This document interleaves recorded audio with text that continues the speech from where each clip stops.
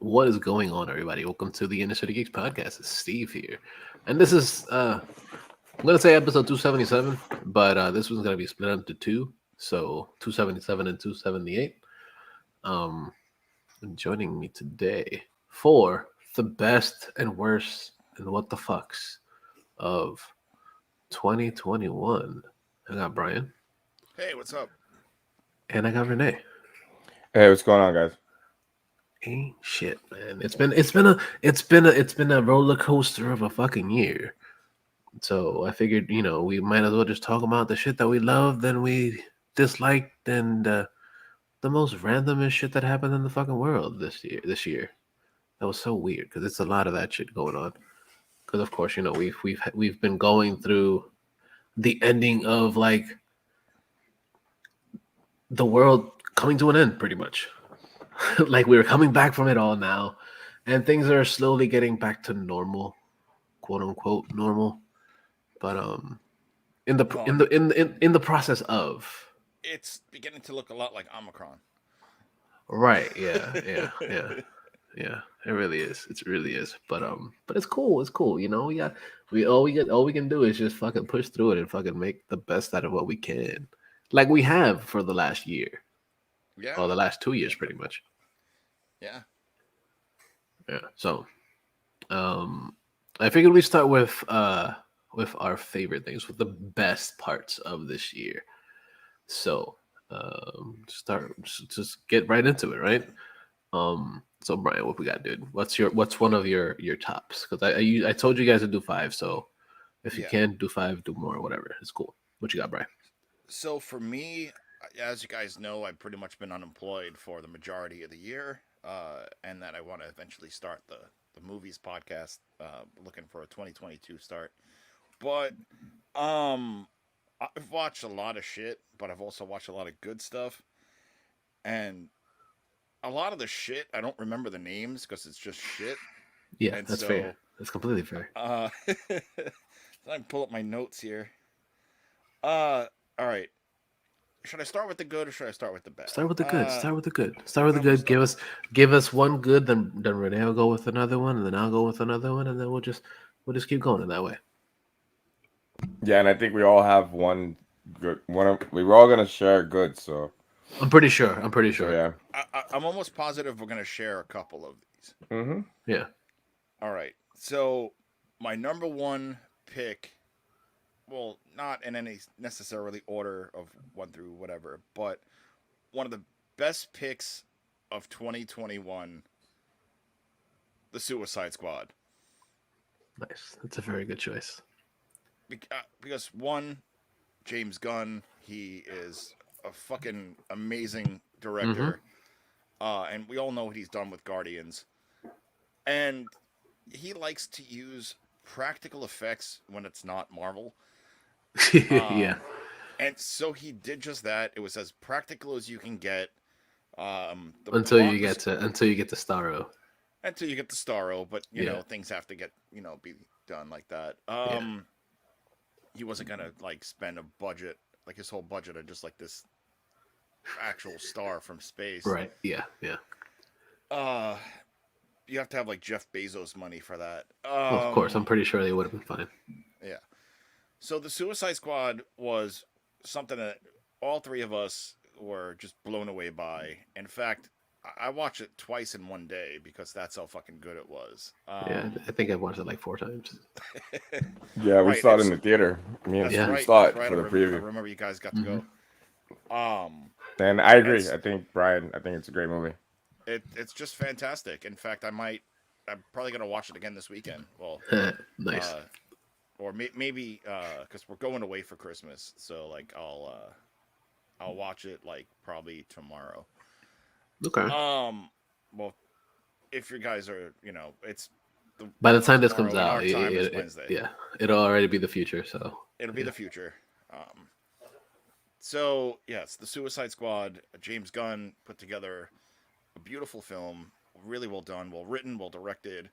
Um, because James Gunn is like a music lover, like he had a terrific soundtrack. Mm-hmm. And it just the whole movie was just fun, and like that opening scene where like you think like, oh yeah, this is the suit, and nope, dead, Nope. and it's like just a whole new movie, and it was it's a lot of fun, and it's a solid, what was it, a little over 2 hours, but it was like definitely worth It checking went out. by quick. It Went wasn't by too slow. quick. Right. Yes, I it think was. I think I Sorry. rewind Tommy Davidson getting whatever his name is getting shot like 100 times. That was awesome. That's fair. That's Oh, fair. Pete Davidson, yeah. Yeah.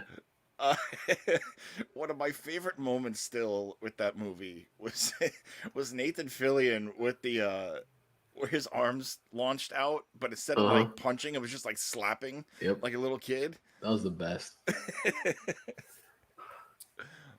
So yeah, that's my first choice for Nice. best That's of a really good 2021. choice.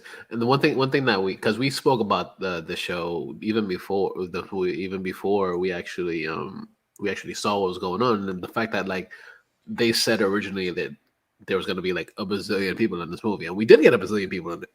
Yeah. But one thing I said, I was like, yo, like, there's no way half of these people are going to be in it towards the end. Mm-hmm. And we were kind of like thinking about who's going to be the one of the ones to actually, not make it. Right. And I think we were right with a bunch of them. We were. Yeah. we were pretty spot on with some. Yeah. And like on a I'm gonna end it on this, but like really on one of the best moments in that was Margot Robbie as Harley. This is one I feel like even though she's played the character a couple of times, like I feel like this one she really came into her own and finally like was one with the character, because like that scene when like she escapes out of being cuffed, hung up, like she literally did that. Margot Robbie did that, and then just that shot for shot, her like escaping was just fun. It was dope. So yeah. If you guys, so like basically what we're all trying to say, if you guys have not watched the Suicide Squad, correct that. It's really great, especially because you got Peacemaker coming out like soon. In a couple of weeks, yeah. A couple of weeks. Awesome, Brian. Thank you for your first choice. Of course. All right, Renee, what you got for your first choice, or one of your choices? Yeah, this is a really tough list for me this year, because like there's so much good stuff, and I just realized I didn't even mention the video games, which I guess I'll do at the end of whatever. It's all good. Like 2021, I guess, between last year being the beginning of the COVID-19 stuff, and a lot of us just staying at home, a lot of these like movies and TV shows that were made between last year and this year were just really, really good, because people had nothing else to do. So I guess they had to focus on whatever specific projects they were working on. And I think it helped. Like a lot of the movies that we're seeing now were filmed during COVID and with all the lockdown stuff and bullshit. And I think in a weird way, they make those movies a little better. And with the exception of Eternals, which I haven't seen, but I don't really have any desire to watch, which I think was probably one of the biggest mistakes Marvel ever did. With the MCU, I think they should have made it into a TV show. I think the cast was great. I mean, I'd watch Salma Hayek fucking washing her lawn or car or whatever the fuck. I don't care. I'll watch her do anything. Yep. But I like after watching Spider-Man this weekend, I really think they fucked up, and just some other stuff on Disney. I think that was like the biggest mistake, and I think that was it. And I haven't even seen it yet, and then that was it. But my first pick is, I guess, something that came out earlier this year, and like I said, I was kind of surprised that this was this year, because it's so good. Judas and the Black Messiah. Oh yes, that was a really good one. Which came out, I guess, February or like March. Yeah, it came out around like Black History Month. Yeah, and I'm like blanking on a lot of the stuff in the cast in the movie, but it tells the story of what happened in the 60s, right? In Chicago with the Black Panthers, and how the Chicago police and the FBI used an informant to kind of tear apart the Chicago Black Panther Party. And it's just a great movie. It's historically accurate for the most part, which I was really surprised. They actually had to change a lot of stuff, but for the most part, they actually got it really right. And it's just a well-made movie from like the first scene to the ending. And it was a really important movie, and especially after what happened last year with the Black Lives Matters movement, I think it was a really important movie to come out this year. I don't know how many people saw it. I don't know if it did big. I know it wasn't in the box office because we were still in lockdown. but I think it's one of the better movies to come out in the last 5 years. Absolutely. Like artistically and all around, I think it might be one of the best movies of the year. And then so much other stuff came out afterwards. But yeah, like Judas and the Black Messiah is a really, really good movie. And it was weird for me because I really like it, but it's hard for me to watch because like I think a lot of that stuff, like I knew about all that stuff before you guys found out about it. And I just think that part of history is being repeated right now. And it's just really hard for me to kind of like wrap my brain around it, and it breaks my heart when I think about what's going on in this country. But Judas and the Black Messiah was my first pick for the best of 2021. Hell yeah, dude. That's a great pick. I actually been meaning to watch that, and actually, Daniel Kaluuya won the Oscar for that. Yeah, that's I keep blanking on shit, but yeah, like all the awards and accolades that movie got were really well deserved. Like I said, I'm kind of blanking on names and cast, but it's a really fucking good movie, and if you're listening and you haven't seen it, I highly suggest it. Absolutely, we all suggest it. It's fucking great.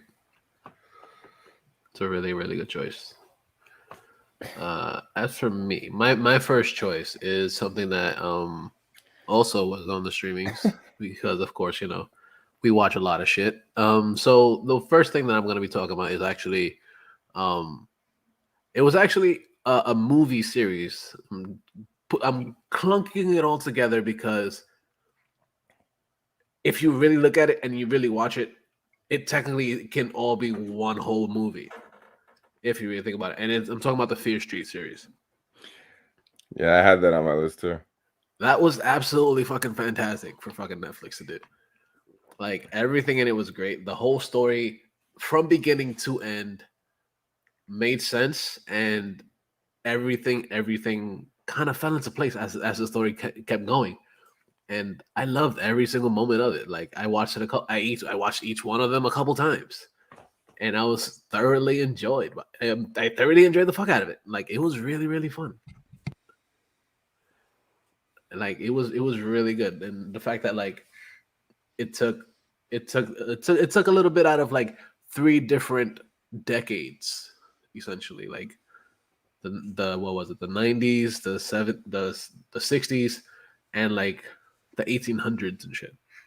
And it was fucking great, dude. It was really good. It was really fun. Good psychological horror type shit. That was great. I fucking loved it, and I definitely suggest people to watch it. Yeah, that movie was really good. It was all gory and fucked up, and it was. I got into it as a screener. Like, so I forgot how, but like I think it was a Hollywood Chicks, the Horror Chicks podcast or whatever. They got me into the screening list, and I actually watched it at home, and I was really, really like pleasantly surprised, and I agree. It was I guess it's one of my honorable mentions now, but yeah, like I definitely had that movie on my list. It should still be on Netflix if you haven't seen it. Check it out. I don't think it's gonna come off on Netflix anytime soon, especially since it is like like a Netflix originals technically. Yeah, gotcha. So it's fucking great. It's definitely worth the watch. The horror stuff from Netflix has actually been pretty good this year. So yeah, so definitely give that a recommendation for you guys. So the first top 3 has been pretty damn good so far. Brian, what's your next one, sir? All right. Let's see. I have a pretty solid couple of choices here. Next up, I'm going to go with something that I did not expect to really enjoy as much as I did. And I'm going to go with Cherry with Tom Holland. Okay. So it was interesting to see Tom Holland not be Peter Parker or Spider-Man, like, sure, he acts well in those movies, but the kid could actually really act. And that was also the one with Tom what's his face, who does playing Batman, right? Robert Pattinson. Yeah. No, that was the Devil All the Time. Okay, yeah. I get them confused. Which that was originally going to be on my list, and then I was like, oh shit, that's actually 2020. That movie. Oh yeah, that was late 2022. Yeah, that's why I was like, oh, but I watched it in 2021. Right. Yeah. So did I. Yeah. So I'll give you the rundown of Cherry for people who don't know. It was actually directed by the Russos. Oh yeah. So basically, the synopsis is Cherry drifts from college dropout to army medic in Iraq, anchored only by his true love Emily. But after returning from the war with PTSD, his life spirals into drugs and crime as he struggles to find his place in the world. Basically, Cherry was one of those movies where I did not expect it to be this good. Especially like their drug dealer was known as Pills and Coke. Like that's literally what he's listed on IMDb. Is that like the Russos did that really? Like I might check that out because I just completely forgot about it because there's so much good stuff. All right, that's interesting. Cherry was really good. It's dark, it's gritty, it's just you feel for the character, and like you see that he loves this girl Emily, and like you see like everything going on between them, and she gets hooked on drugs, and they're struggling for money, so he robs banks, and it's just a whole bunch of crazy shit. In fact, Michael Gandolfini's in it. Oh, nice. Okay. Yeah, he plays his cousin. And like, and actually, Michael Rispoli, another Sopranos alumni, is in that as well. Oh, yeah. But it's such a beautiful film because you see that despite everything going on in this kid's life, she's still with him, and it goes to show you that like, no matter how fucked up things can get, if that person truly loves you, they'll stay. Absolutely. And like I don't know, like that movie, that hit me. I was like, like when it was done, I was like, I teared. I was like, holy shit! Like that was a beautiful fucking movie. Okay. So it's on Netflix if you guys want to watch it. So definitely highly recommend Cherry with Tom Holland. Okay. I did not watch that. Like I've actually like you mentioned it a couple times. Yeah. But like I keep forgetting to watch that. So I guess I gotta check that out. Like I remember one of the YouTube channels that I watched said that it's worth watching for his performance. So yeah. 100%. Like Tom Holland put his all into this role. I feel like he puts his all into every role, but like I knew he was gonna be good in this because of how great he was in Devil. Okay. And it's highly recommend Cherry. It's like 2.5 hours, but it's a solid movie. Why is everything so fucking long now? Yeah, I know. For real. Because we're stuck at home. Well, but because The Matrix is coming out tonight. Like we're recording on Tuesday, and it's gonna be tonight Wednesday at 3 a.m. And I was looking at it, it's 2.5 hours of bullshit. So yep. Back to Tom Holland before I forget, because I know we're gonna talk about him a little bit more. I really hope he doesn't get typecast. Like we love him in the MCU and stuff, but like I really, really want him to not be typecast because I think that's kind of why like Tobey Maguire stopped working. And Andrew Garfield's are avoiding that shit hard, which I really like. But I just hope Tom Holland doesn't get the whole, I'm Spider-Man thing for the rest of his life. You're right.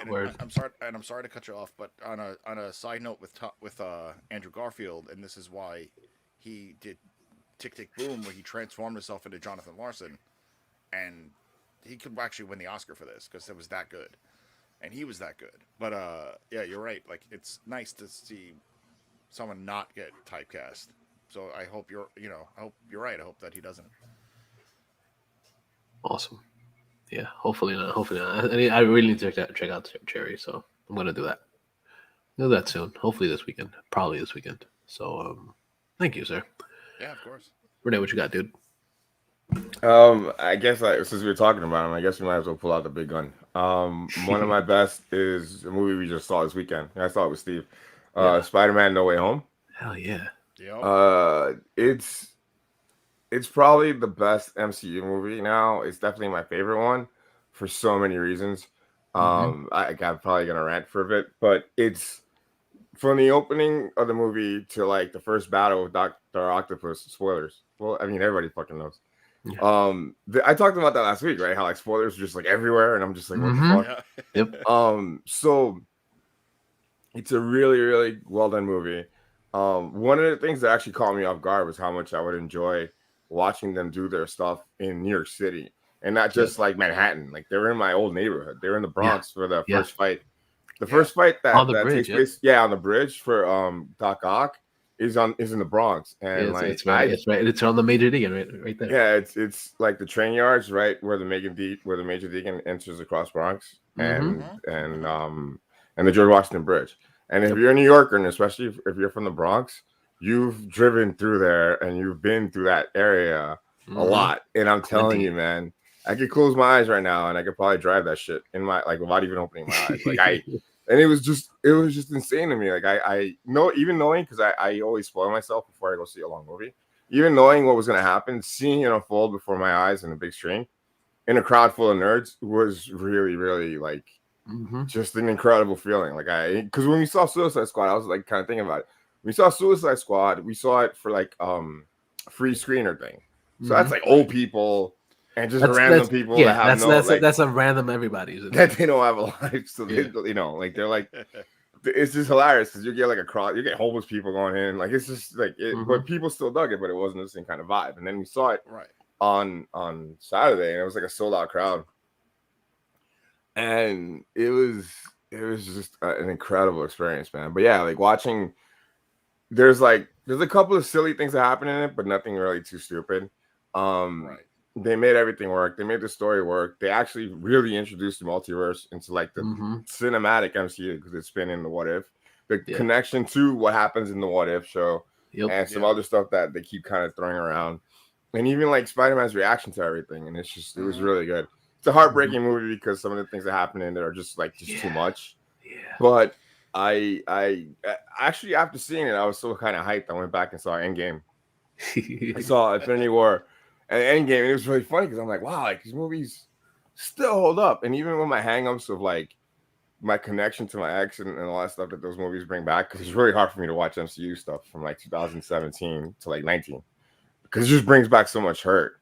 But even watching it now, like just chilling by myself with my cat, like I was just like, wow, like this is these movies are the culmination of something that we've been wanting since we were like 5-6 years old. And I think Spider-Man No Way Home is like one of the best ways to like start off, or I don't even know what phase we're in, but like to kind of like it's a great way to like, you know, pump up phase 4 because the next stuff that's going to come out, we're all like, what the fuck are they going to do next? Yeah, I can't recommend the movie enough. I know we all loved it. Yeah. I mean, there was like one nitpick, but I actually forgot what it was. It was so stupid. Seeing Tobey Maguire and seeing Andrew Garfield Spider-Man. I don't even like the Andrew Garfield Spider-Man shit that much. And seeing all these guys come back. I love seeing Alfred Molina as Doc Ock again. Like he elevates the material so much, and I think he's just an amazing actor. Even the guy who knows the fuck out of me sometimes. Jamie Foxx is cool. Jamie Foxx is really good because they redeemed his character. Yeah. And it was cool the way they worked it out because he's like, oh, I'm this world's version of me. That's why I'm not a goofy nerd. Like I'm cool here. And he was like, yeah, it was a really good movie, man. It was so well written, really well done. Cannot recommend it enough. I can't wait to see it again. It had a lot of heart. Yeah. I cried. I'm man enough to admit that I cried twice last week, right? I cried for Halo fucking Infinite, which really like had me like I had to stop and think about my life. I'm like, what the fuck is going on? Because I don't cry for video games, and I was like, out of a Halo game, out of all games, but I'll explain it next week. And I cried a bunch of times when I was watching Spider-Man No Way Home because I was like, wow, like it really got to me, man. And all the fucking tears. I don't think I mean, my mom died. I don't think I fucking cried as much as I did during that movie. Like, it was crazy. Like, I was just sitting there like, wow, like, why am I crying? And like, half the people in the audience were fucking tearing up. And there's a lot of cool shit in the movie. And I think it's one of the best, if not the best MCU movie right now. I cannot wait to see what they do next, just like the rest of us. And yeah, I'm in. Like, to add to that, like, because that was on my list as well. Like, the two greatest things for me, aside from, a little bit more than two things. Them sitting down at the dining room table, and all of a sudden you see the cane and sits down as Charlie Cox as Matt Murdock. Yeah, I forgot about that. Yeah. The Netflix is officially in the MCU. Like we'll know what happened next with Hawkeye tonight at 3 a.m. too. But the Netflix MCU stuff is officially there. I like the whole like, how'd you do that? I'm a really good lawyer. Yeah. But when you know what's they really threw a cool? brick through the window. If you look, if you go back and watch, like when the brick gets thrown through the window, where Charlie Cox catches it because of his hearing, like Peter Parker also looks because of his spider sense. Mm-hmm. I like the fact that excuse me. I like the fact that now that he's older, he has to. And I noticed this in the last movie, is like he has to now make decisions on the fly. Yep. You know, like it's no more like stop. He has to make grown-up decisions. And there's, you know, he's basically his own man now, and the interactions between him, Toby, and Andrew, like, and they kind of played off on that infamous Spider-Man pointing at Spider-Man meme. Mm-hmm. Yep. And just seeing the three of them together, just, you know, and like when Andrew Garfield's like, "I love you guys," and they're like, "Thank you." Yeah.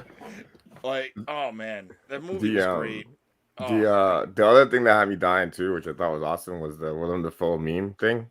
Oh yeah. When he's like, I'm also a little bit of a scientist myself. Like I was like, oh hey, that's right. I forgot about that. That was like that caught me off guard. Yo, can we just talk about how Willem Dafoe like was so good this time? He was fucking great, dude. And somebody else was talking to me about it on my Instagram. It's a shame they never used him as a Joker. Yeah.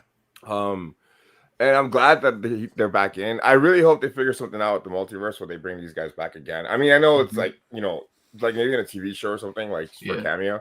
You can't do too much because it's like overkill, but I just hope to bring them back. Plus, what the Venom stuff that they're gonna do. Watch it be a TV thing first, which I think would work better than a movie. Absolutely. Yeah. Yeah, no, it was fucking great, dude. And I'm looking forward to a Doctor Strange movie, which is like the craziest thing I ever thought I would say. Because I like when I saw that teaser trailer at the end, it had that Sam Raimi horror movie vibe. Mm-hmm. You know, like I'm like, okay, this is gonna be very different than the first movie. And honestly, like, I know a lot of people are like posting like makeshift images online of Andrew Garfield in the Venom franchise now because they're both Sony, and I know Sony / Marvel want to do more with Andrew Garfield. Mm-hmm. So that would be interesting. But yes, Spider-Man No Way Home. Spider-Man 2 with Tobey Maguire used to be my favorite Spider-Man movie, live action. I'm not Into the Spider-Verse is its own thing. Mm-hmm. 'Cause I don't want to knock that because that movie is beautiful. Mm-hmm. But Spider-Man 2 with Tobey Maguire has always been my favorite Spider-Man movie out of the live action stuff, even leading into Far From Home. But then we got No Way Home. And just from start to finish, it was a roller coaster of emotions that leave you like just mind blown at the end. Yep. And my theater, I went to a matinee, and my theater had like 10 people in it. I had like the whole row to myself. Nice. Reclining seats. Check out my Instagram, Mm-hmm. So like, I had just a picture of me kicking it up, and just like whatever bullshit screen was on because I didn't want to like post anything. But like, I had the whole row to myself, and it was just an amazing time, and it's the most fun I've spent in the theater since the last time I was in a theater. Well, that's fair. Well, I can't say it yet because it's not my turn. But anyway, so that's what I got to add on to Renee's thing. Awesome. Yeah. It was fucking fantastic. Like, I cried like a little bitch, dude. The entire fucking movie. Not even just like, oh yeah, this one little thing. No, I cried a few times. Like it was like tears. I was like, Jesus Christ. Like I was like trying to like not blow my nose too loud and shit. Uh-huh. Yeah, because it just gave me all the fucking feels, dude. Like Aunt May, like so hard. So hard. Yeah. Well, I mean, she's his version of Uncle Ben. Yeah. Yeah. Down The, kid with great power. I remember like we were watching it. I knew it was gonna happen, so I kept like revving Steve. Yep. Yeah, it was cool. It was cool. I didn't mind. It was cool. Like it was just like there was just so much in this movie that I was like, oh man, I can't believe they're bringing all these people back into this whole franchise pretty much, and just showing us how it could all be just like the fucking comics, shit that we've seen for years, and now we're finally get to see it actually being played out on the TV on the big screen. Like I hate to say it because they're such an evil fucking corporation, but it's the Disney magic, dude. Like it has to be because like it really is. Because like half the shit that they tried before just didn't work. I mean, look at the Andrew Garfield movies, and they tried to do Sinister Six, and it just didn't work. And I think, I mean, I've said it before. Like as much as I hate Disney as a company, I think that Marvel being Disney owned and Star Wars being Disney owned are two of the best things to happen to nerdom. I mean, look at what happened in the last not even 10 years, because Force Awakens was 2015. Yep. Yeah. So I mean, look at all the shit that's happened in this, and like I said, it's not even been a decade. Like these people, they know what they're doing, and I think it's fucking awesome that it's they finally rule everything. Yeah, I wouldn't say good because they're fucking evil, but it's the Disney magic,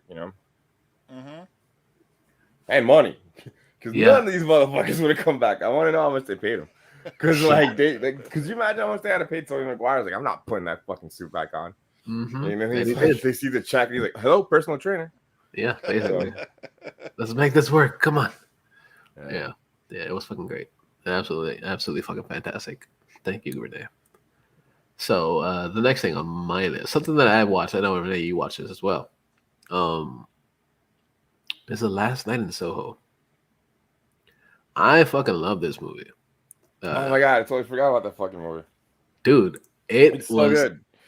It's so fucking good. Edgar Wright. I've always loved Edgar Wright movies. And the fact that this movie was a thriller, which was completely different than what we usually see with Edgar Wright do, made me so fucking happy because like it was super fucking entertaining.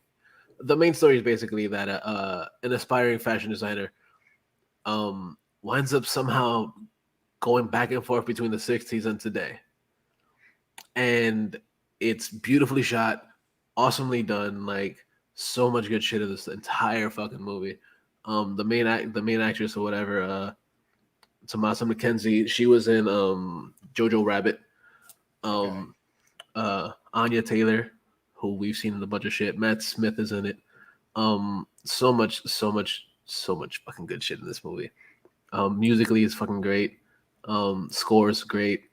Cinematography.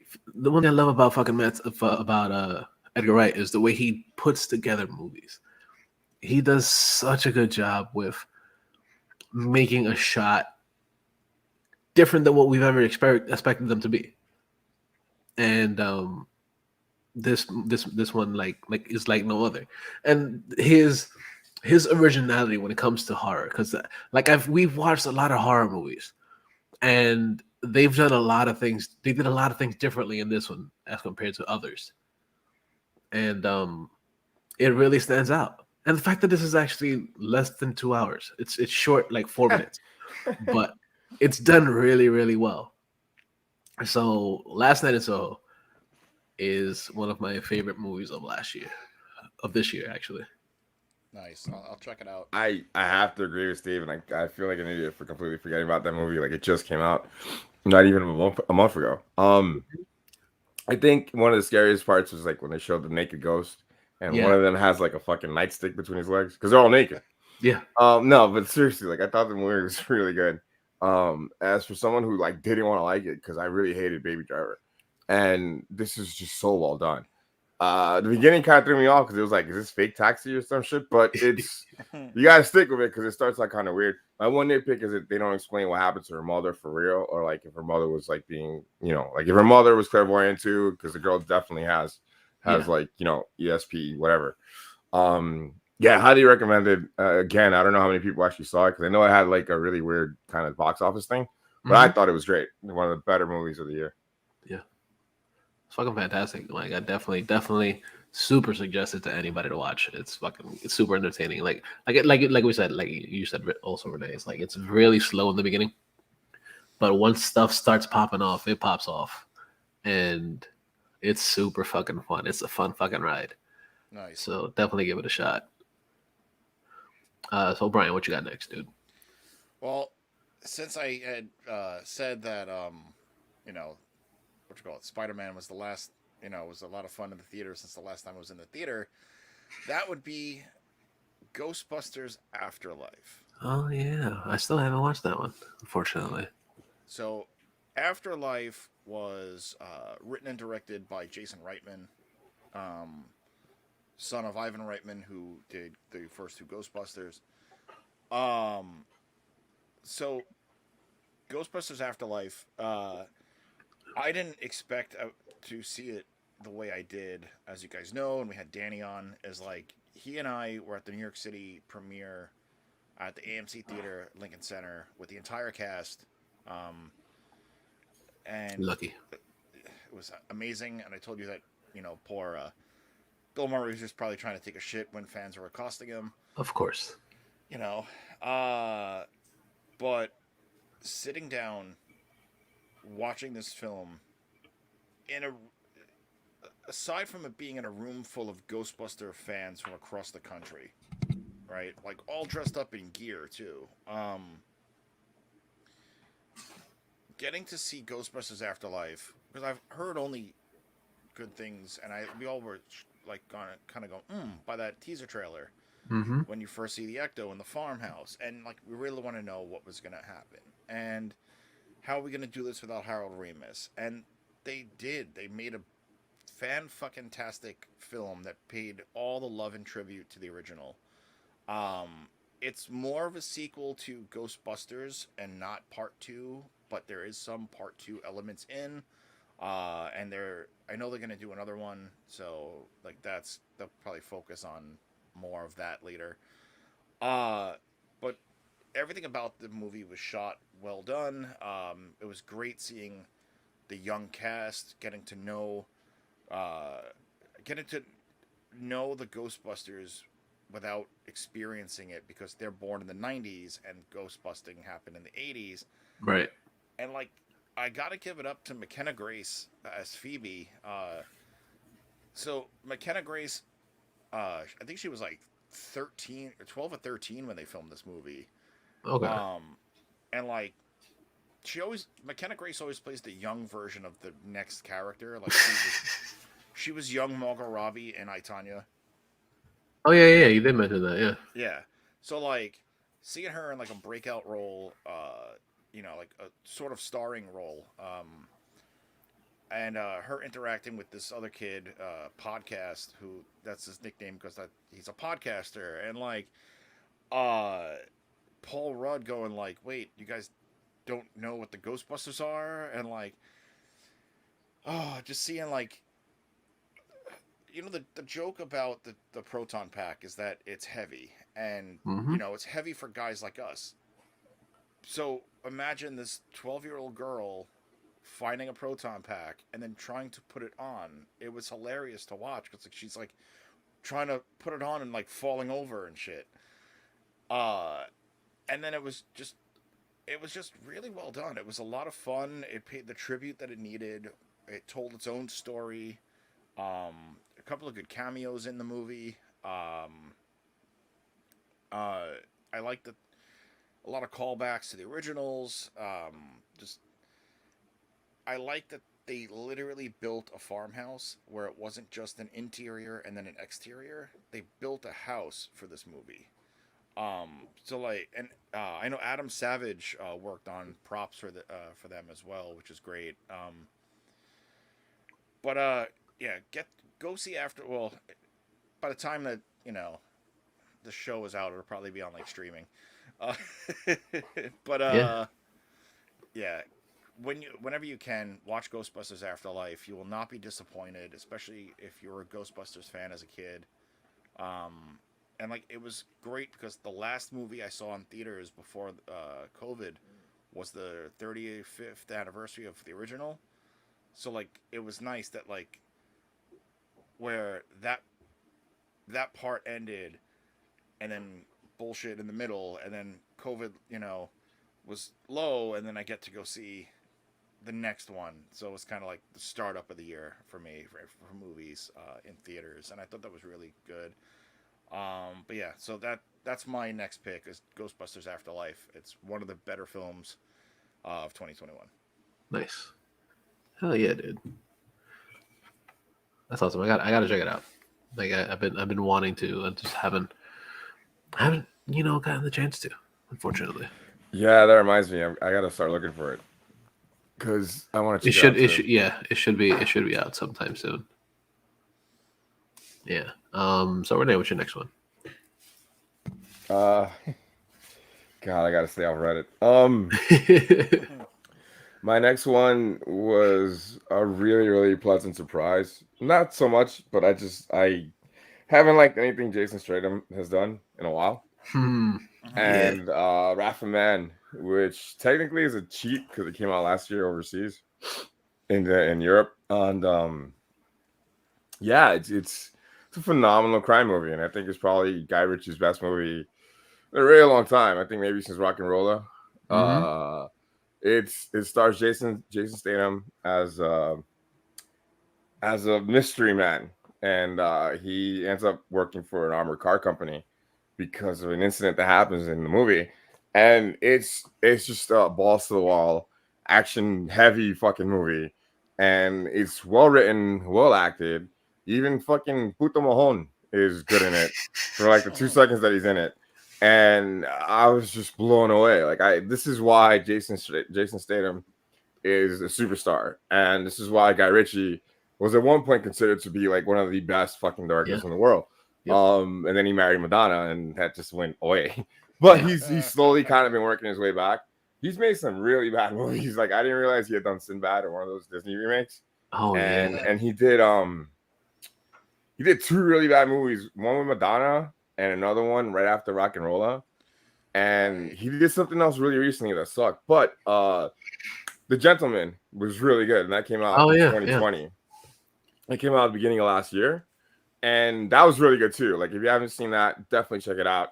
It's got to be streaming somewhere. I think it was on HBO for a while, but or Showtime. But it's really good. The Gentleman. It has Matthew McConaughey on it, and it's Guy Ritchie's. That was Guy Ritchie's return, I think. The beginning of his return to greatness. Yep. Because the Sons of Anarchy guy's in it, and I can't stand that guy. And I was like, wow, this is really good. Yeah, Charlie Hunnam. But this movie, like Wrath of Man, it's just so fucking good. I highly recommend it to anyone, especially if you're into crime movies. It's up there with Heat for me now. Like I've seen it a bunch of times this year. It's really good. Every time I see it, I notice something else that like Statham kind of like sets up, because the whole like reveal is like halfway through the movie, and the way they reveal shit and the way things go down is pretty crazy. And it's almost kind of like believable the way shit happens. And it's like I said, man, it's one of the better movies of the year. Definitely one of Guy Ritchie's best movies in a long time. And especially if you've been a Jason Statham fan since he started, you're definitely gonna love this movie. And I tried doing that shoot with one hand thing a bunch of times. I tried that shit with the 9mm. Doesn't work. That shit with the 22. I could do it a little bit with the 22, but like it's still really hard to do. Like you can do it, but it's just like it was great. Like that's the thing too about like guns. Like the no recoil thing on guns is really annoying me now. But the way it's done in Wrath of Man is actually really good. It's such a fucking good movie. Like definitely check it out. Okay. Definitely gonna. I did check it out. It was actually really fucking good. It's fucking really good. Like this one of the few movies as of late that Jason Statham's done that has nothing to do with the Fast and the Furious shit, which I'm excited for. Right. And it fits. It's fucking great, dude. Like it's really good. Like he's so good at it, and everybody, like his whole supporting cast is fucking fantastic as well. Like even though most of them are like complete dickbags, but there's not one good person in the whole movie. Yeah, like even Jason, like they're all assholes. Like they're all criminals. Yeah, they're all literally criminals. Like, and the way the story goes, it's written really well, and everybody puts in like 110% of the shit. It's fucking great. Oh, absolutely. Yeah, I saw it on your recommendation, and I thought it was great. Yeah, it's fucking fantastic. So definitely check out Wrath of Man. And the before I forget, the ending shootout at the end of the movie at the armored car place is really really well done. Like that's one of the best shootouts in a while. Mm-hmm. It's fucking great. Like 15 minutes of them fighting each other. It's so well done. Yeah, yeah. Good job. I forgot that movie. Yeah. I guess my next choice is not a movie. We've done movies this entire time so far, and I'm gonna go with a TV show. And I'm talking about the HBO show, something I spoke about on the show a while ago. Well, not sure, a long time ago, but a little bit ago, about a couple months ago. I'm talking about the Mayor of Easttown, which is a fantastic fucking story. Yeah, I've been meaning to Um, watch that. yeah, it's fucking great. It's basically a story about uh, what is she? She's a detective in a small town, in Pennsylvania, and she's following a local murder, and at the same time, like she's following this murder, but her whole life is falling apart, and it's just a crazy fucking story because you get to see um what the real life situations would be for uh somebody that's in such a high position in, I'm not gonna say government, but like in a town. So it's done really well, shot really well, great story. Kate Winslet is the main person in it, and she's fucking fantastic. So many good people, so many good actors. At one point, Evan Peters joins the cast as her. He's brought in from the FBI to help with these investigations, and he's like the younger dude's helping the older lady, and it's really good. It's done really well, and he's kind of like trying to hit on her and stuff, and she's like, "Fuck you, dude. You're like mad young." And it's good. It's a real good show. Uh, some parts are really depressing, really sad, but besides that, it's super fun. It's not. I'm not gonna say fun. I meant it's super good. Yeah, it's not fun because it's a lot of dark shit in the show. Um, but I definitely suggest watching The Mayor of Easttown on HBO. It's fucking great. So definitely go check that out. So Brian, what's your next one? My next one is something that caught me by surprise, and it was just so full of action, and it just so full of like famous names, and it was pretty much an all-female cast. And I'm gonna go with Gunpowder Milkshake. Oh yes, Yeah, that was on my list too, man. All right, so I gotta cross that one off. That was a Yeah, good one. yeah, that was a Gunpowder fantastic one. Milkshake. Oh my god, what a fucking Yep. what a ride, what a roller coaster. Mm-hmm. Like It's fucking great, dude. uh fucking Karen Gillan. Holy hell, that's probably one of her best roles. Yeah, Um Nebula. She's so Mhm. good in yeah, that. like the one of my favorite moments in that movie was when she is paralyzed on the upper half of her body, Yep. with, and like she's basically having like the girl that Spin she has to around. protect like Yeah. spin her around and shit. Mm-hmm. Oh my god, like that was something I did not expect to be this good. But I think you had watched it first, Steve, and I was like, oh. Mm-hmm. And then like I gave it a shot. I think it was after we recorded that episode, and like I'm like, oh okay. And then I put it on. I was like blown away by it. Um, it was so this came out in July.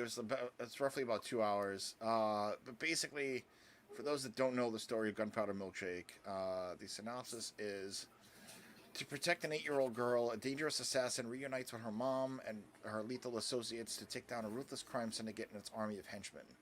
And it had a solid cast. It had Lena Headey as the mom, Carla Gugino, Michelle Yao, Angela Mm-hmm. Bassett, Mm-hmm. like, and it was just like oh shit, Paul Giamatti was in it as Yeah. well. Like, Yep. Can't forget Paul Giamatti. no, but it's something that I did not expect to be that good a film, and it was, and it's on Netflix, so you guys need to check out Gunpowder Milkshake. It's just, Mm-hmm. you're in for a wild ride. Yeah. Yeah, that movie. It's so worth it. That movie, Steve put me on because of the trailer, and I was like, "Wow, this is awesome!" And then it was like Netflix, and we're like, "Even better," Yeah. because it's the cast is great. Scott Michelle Yeoh, Carla Guggen, who I fucking love. She's so hot, and yeah, it was just a really fun action movie. Like, it was on my list, and I guess I got to put another one in there. But it's the from beginning to end. It's a story we've seen before. Like, an assassin has to take one of her victims' kids. Mm-hmm. But it's done so well, and it's like so over the top and so ridiculous that it works really well. And the fight scenes, everything, that bowling alley fight was really good. Yeah. And like everything in that movie was really well done. So kind of, I think they said they're gonna make a sequel or a series or some shit. Oh, that'd be dope. I know this. I know there's more coming out. I heard there's a sequel happening. Yeah, like they all signed up for it because I mean Netflix. Like we said before a couple of episodes ago, or even last episode, like Netflix rules the world. So like, even their worst shit is successful because people watch it. So yeah. I don't know what it is with all these movies and these directors doing like hallway scenes that are fucking fantastic. The hallway scene has been in cinema and TV since like what, the 60s. Yeah, and I think for me the best one is the one on the original Old Boy, and then like for sure. Better and better. Daredevil, Punisher had one. Yeah, Daredevil had like 3. Yeah, like it's a great way to show people fighting a bunch of people like in order, and like the way they do it in movies. So it works really well when it's done right. Especially when it's done like a one shot was fucking fantastic. Yeah. Like an Old Boy, that one shot is fucking insanely good. The other one that did it really well was The Raid. Yeah. The first one. Mm-hmm. But really quick, back to what Steve was talking about. It's Mayor of Easttown. I keep thinking it was Mayor. It's M-A-R-E. Yep, M-A-R-E. Like horse. Not the mayor of whatever other town that's in with Jeremy Hawkeye.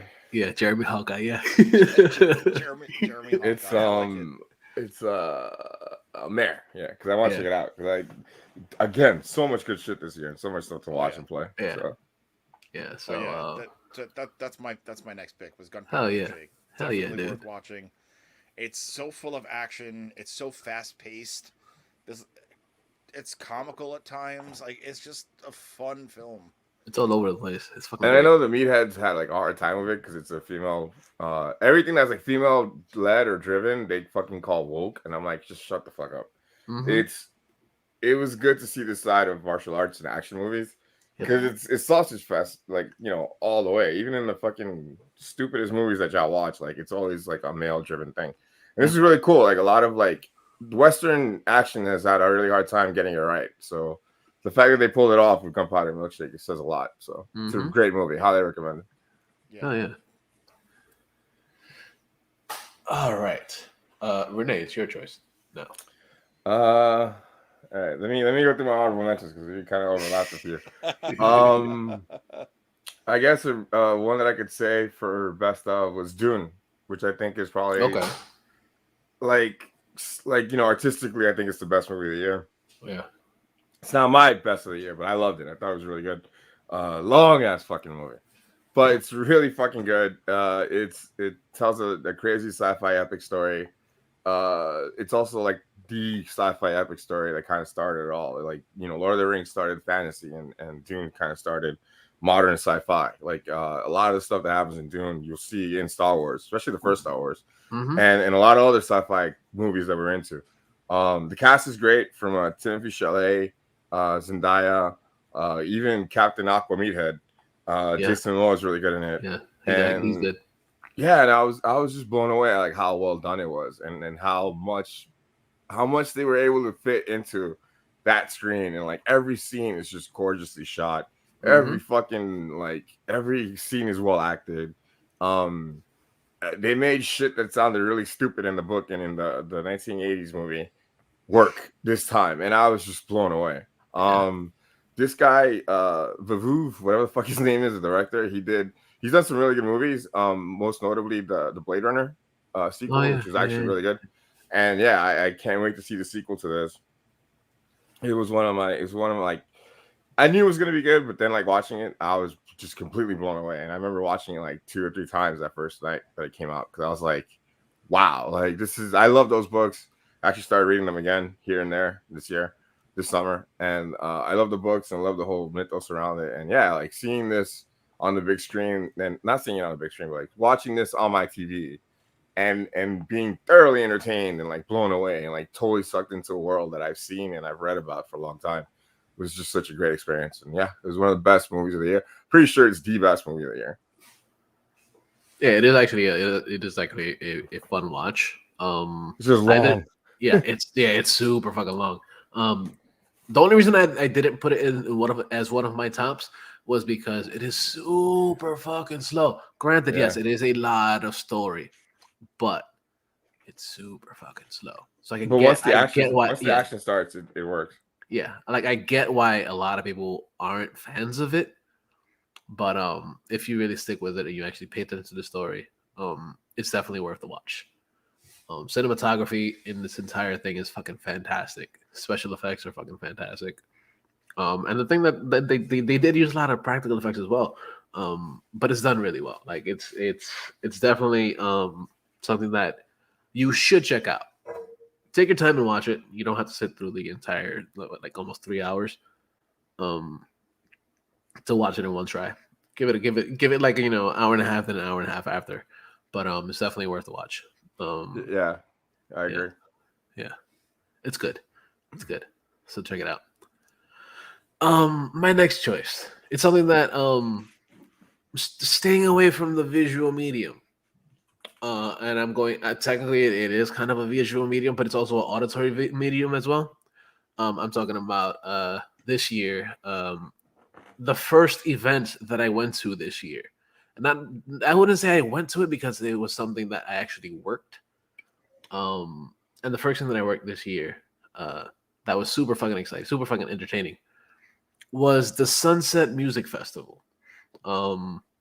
I'm so gonna work that shit next year. I don't care how much my back hurts. I'm going, dude. It was so fucking fun. First off, this was the first big event that happened after the world started to open, or at least after Florida started to open up. Yeah, that was around Memorial Day weekend because I started driving that week. Yeah, it was Memorial Day weekend, and this event was a 2-night event or whatever. Was it 2 nights or 3 nights? It was a couple days. It took over the entire weekend, and it was absolutely crazy. And then they have it here, but that never happens. Like they don't have those things here. No, they have that. They have that at the stadium every year. Oh, they do? Yes, they do. But we don't notice it because we don't tend to go that way. And we're not really into that type of music. It's an EDM festival, and like I said, like I'm not a fan of the music.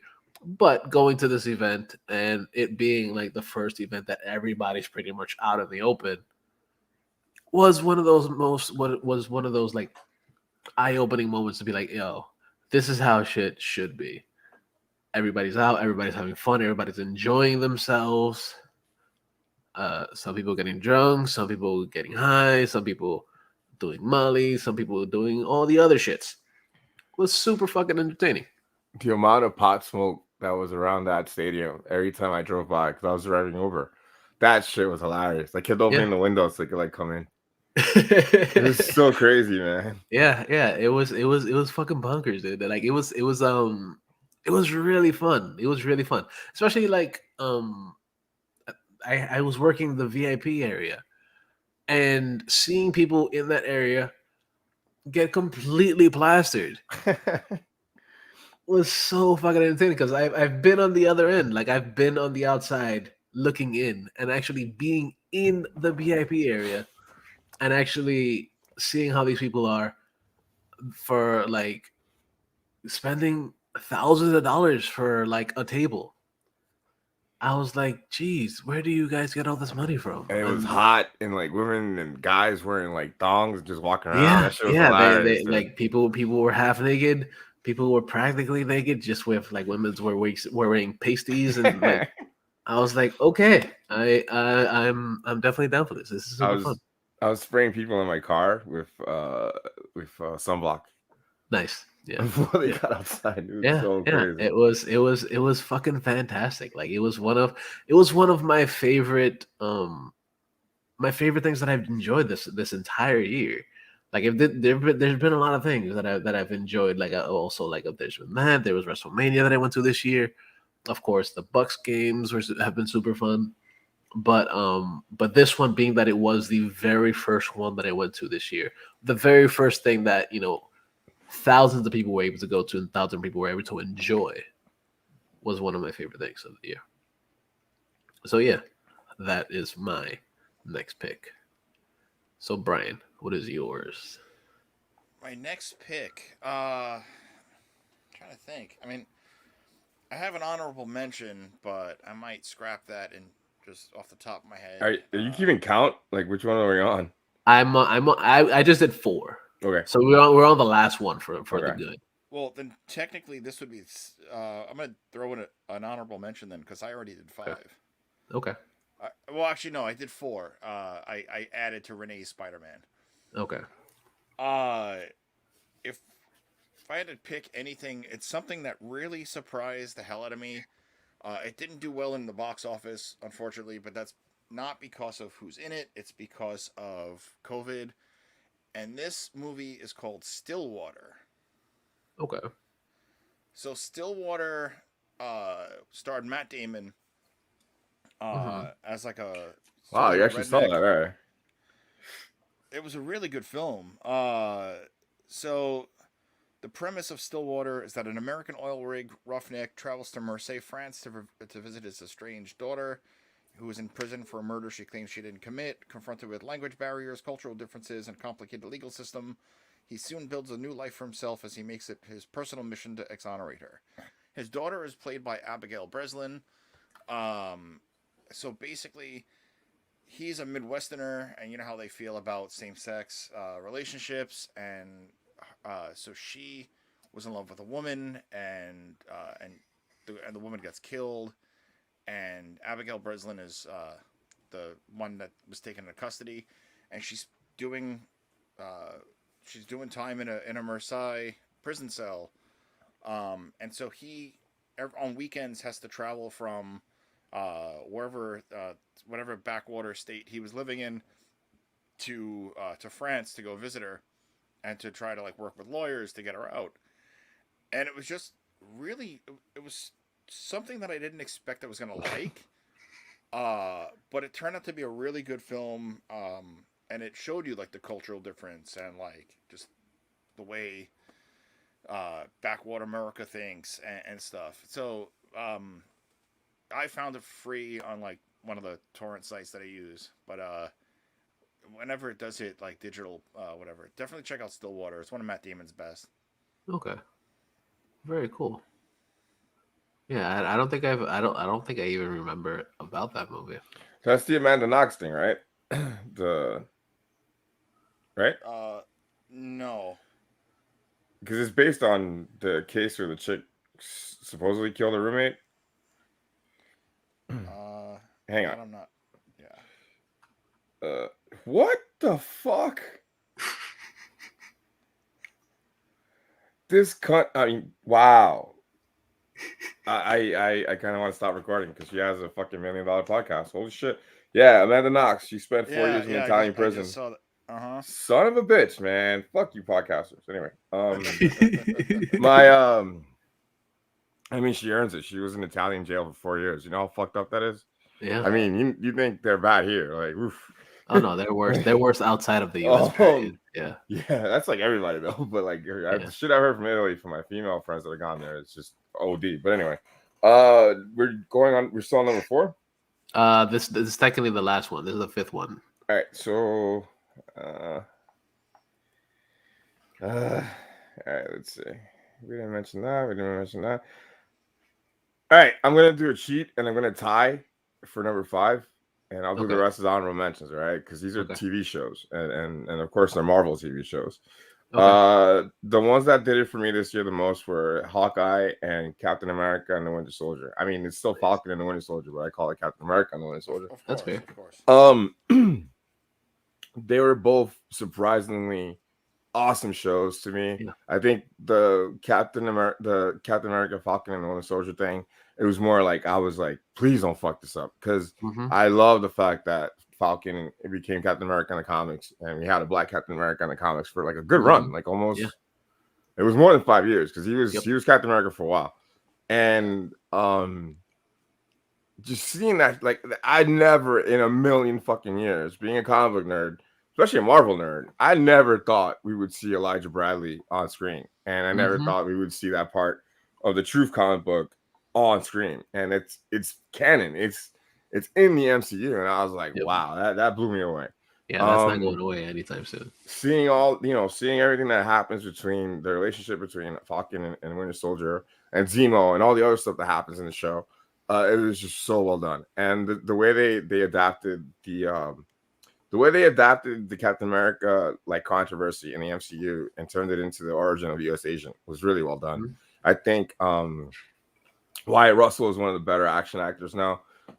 He's been in like random shit, but everything that he's been in has been really good. Forgot the name of the Nazi horror movie he was in, but it was really good. But yeah, Captain America and the Winter Soldier, every episode was fucking awesome. We were like sitting on the edge of our seats every week waiting to see what's gonna happen next.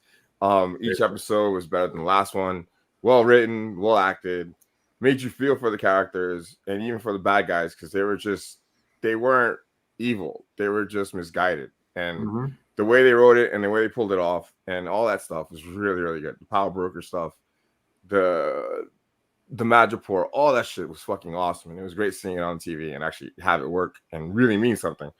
And then Hawkeye, which I was really pleasantly surprised. I know we talked about it a lot last week, but we actually talked about it a lot the last 2 weeks. But I really fucking dig it. And again, it's like kind of making me watch. I can't even like really explain it. It's just like I was really fucking like philosophically opposed to liking this shit, and then I heard about the spoiler with Kingpin, like the rest of the fucking world, before I saw it. So like once I realized that Kingpin was in it and they were gonna do what they're gonna do, and bringing the Netflix characters into the MCU with that and Spider-Man, I was like, fuck it, I'll give it a shot, and I did, and I was really pleasantly surprised, and I'm really glad I did. I might try to read some of the comics, even though I'm not gonna, whatever. But I'm gonna try to look through the comics because I wanted to check out some of the stuff.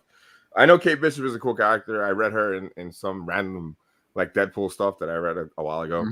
And again, making these characters work. I think Haley Stanfield's an amazing actress since True Grit, which was 2010, and I think I just love seeing that her career has been on a consistent like upward trajectory. And that she hasn't fucked up.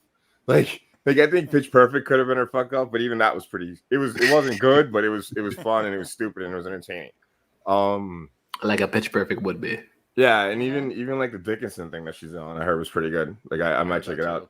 But yeah, like Hawkeye is a really good show. Where I'm waiting for 3 a.m. tonight to watch the last episode, and hopefully we'll have more Kingpin. Yeah, but yeah, that was my last pick for 2021 for the most part. I have a couple of honorable mentions. I'm just going to say them and just not really talk about them. It's actually, I whittled it down to like 3 because we all kind of mentioned it and it crossed over. My honorable mentions for the best of 2021 were Godzilla vs. Kong, Army of the Dead, and Forever Purge. Okay.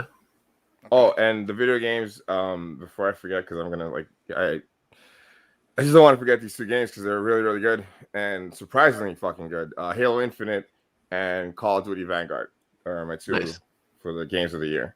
Okay. Very cool. Very cool. Brian, do you have any honorable mentions you want to talk about right now, or? Yes, and actually, I'm gonna switch Stillwater to be an honorable mention because I totally forgot about one of my favorite films of 2021, and that's Tick Tick Boom. Oh, okay. Tick Tick Boom, as I noted before on the Spider-Man thing, Andrew Garfield not being typecast, right? So Andrew Garfield played Jonathan Larson, who is the guy that wrote Rent, and sadly passed away at 35, just a couple of days shy of Rent hitting off Broadway, and Rent lasted 15 years on the stage. But before he wrote Rent, he wrote Tick Tick Boom. And watching clips of the actual John Larson playing all these, like all these songs and stuff, and then going back and watching Andrew Garfield become Jonathan Larson, uh, it was a mind blowing film. I'm not big into musicals, but I'm big into biopics. Um, and for me, the way Andrew Garfield portrayed Jonathan Larson, I know he's definitely nominated for the Oscar, and he's like on the higher rated, whatever, however they do who they're gonna choose. So I really hope he wins for this. Um, to me, the way he portrayed John Larson is equal to the way Joaquin Phoenix became Johnny Cash. Um, like Andrew Garfield learned to sing, worked with a vocal coach, learned to play piano, basically became the character that he was portraying. And it's on Netflix. It's it's a solid film. It takes place in the early '90s. Okay. They recreated the moon. What you call it? The diner. The the one that Mary Jane Watson worked at in Spider Man. Oh, the Moonstruck Diner, the Moon whatever. Yeah, that one. So they recreated that, and they threw in a bunch of like, I mean, if you're big into like Broadway, like they threw in a bunch of like famous Broadway actors in this one scene. BB Newirth was actually one of them, Okay. and like, yeah, highly recommended. Tick Tick Boom. It's Lin-Manuel Miranda directed it. And he like I think he wrote it too, but like, yeah. So that's my true final pick of 2021. Nice. Nice. Very cool. Very cool. And my final pick for this for 2021, my final good shit for 2021 is music.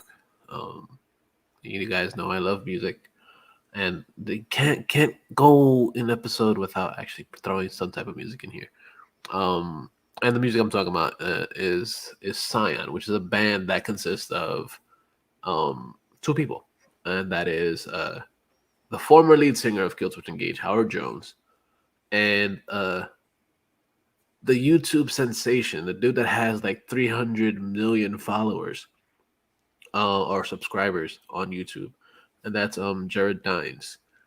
He plays guitar for the most part, and that album is fucking fantastic. It's a self-titled album. It's called Scion, Sion, and from beginning to end, it is fucking fantastic. Um, Great guitar work. Great vocals. Huge fan of Howard Jones since Killswitch Engage, and been enjoying him since then with everything that he's done. And this album is fucking fantastic. So if you guys ever get a chance to actually want to listen to something different, um, check it out. It's fucking great. Um, Great guitars, absolutely fucking fantastic guitar work by a YouTuber of all people. Um, but yeah, check it out, Scion. And that pretty much wraps it up for the good shit of this year. And it's time to talk about some bad, stinky shit. Because, of course, there's been a lot of good shit, but there's also been a hell of a lot of bad shit as well. So, continuing with the order, Brian, give us some bad shit for this year. All right, for me, I have quite a few, but if I'm gonna start with one, Yes. Black Widow. The Okay. movie was trash, and Yeah, it's a shame. I was bugging on that because I disagree, but it's all good. That's fair. Like I disagree also. Like I enjoyed the fuck out of it. But why do you say it is bad, Brian? Well, for starters, they fuck up Taskmaster. Uh, Okay. like, and it was just bad. It's hard to explain, but it just sucked. Okay. Like honestly, the whole everybody's performance felt well, except for Florence Pugh, like everybody else's performance felt kind of like phoned in.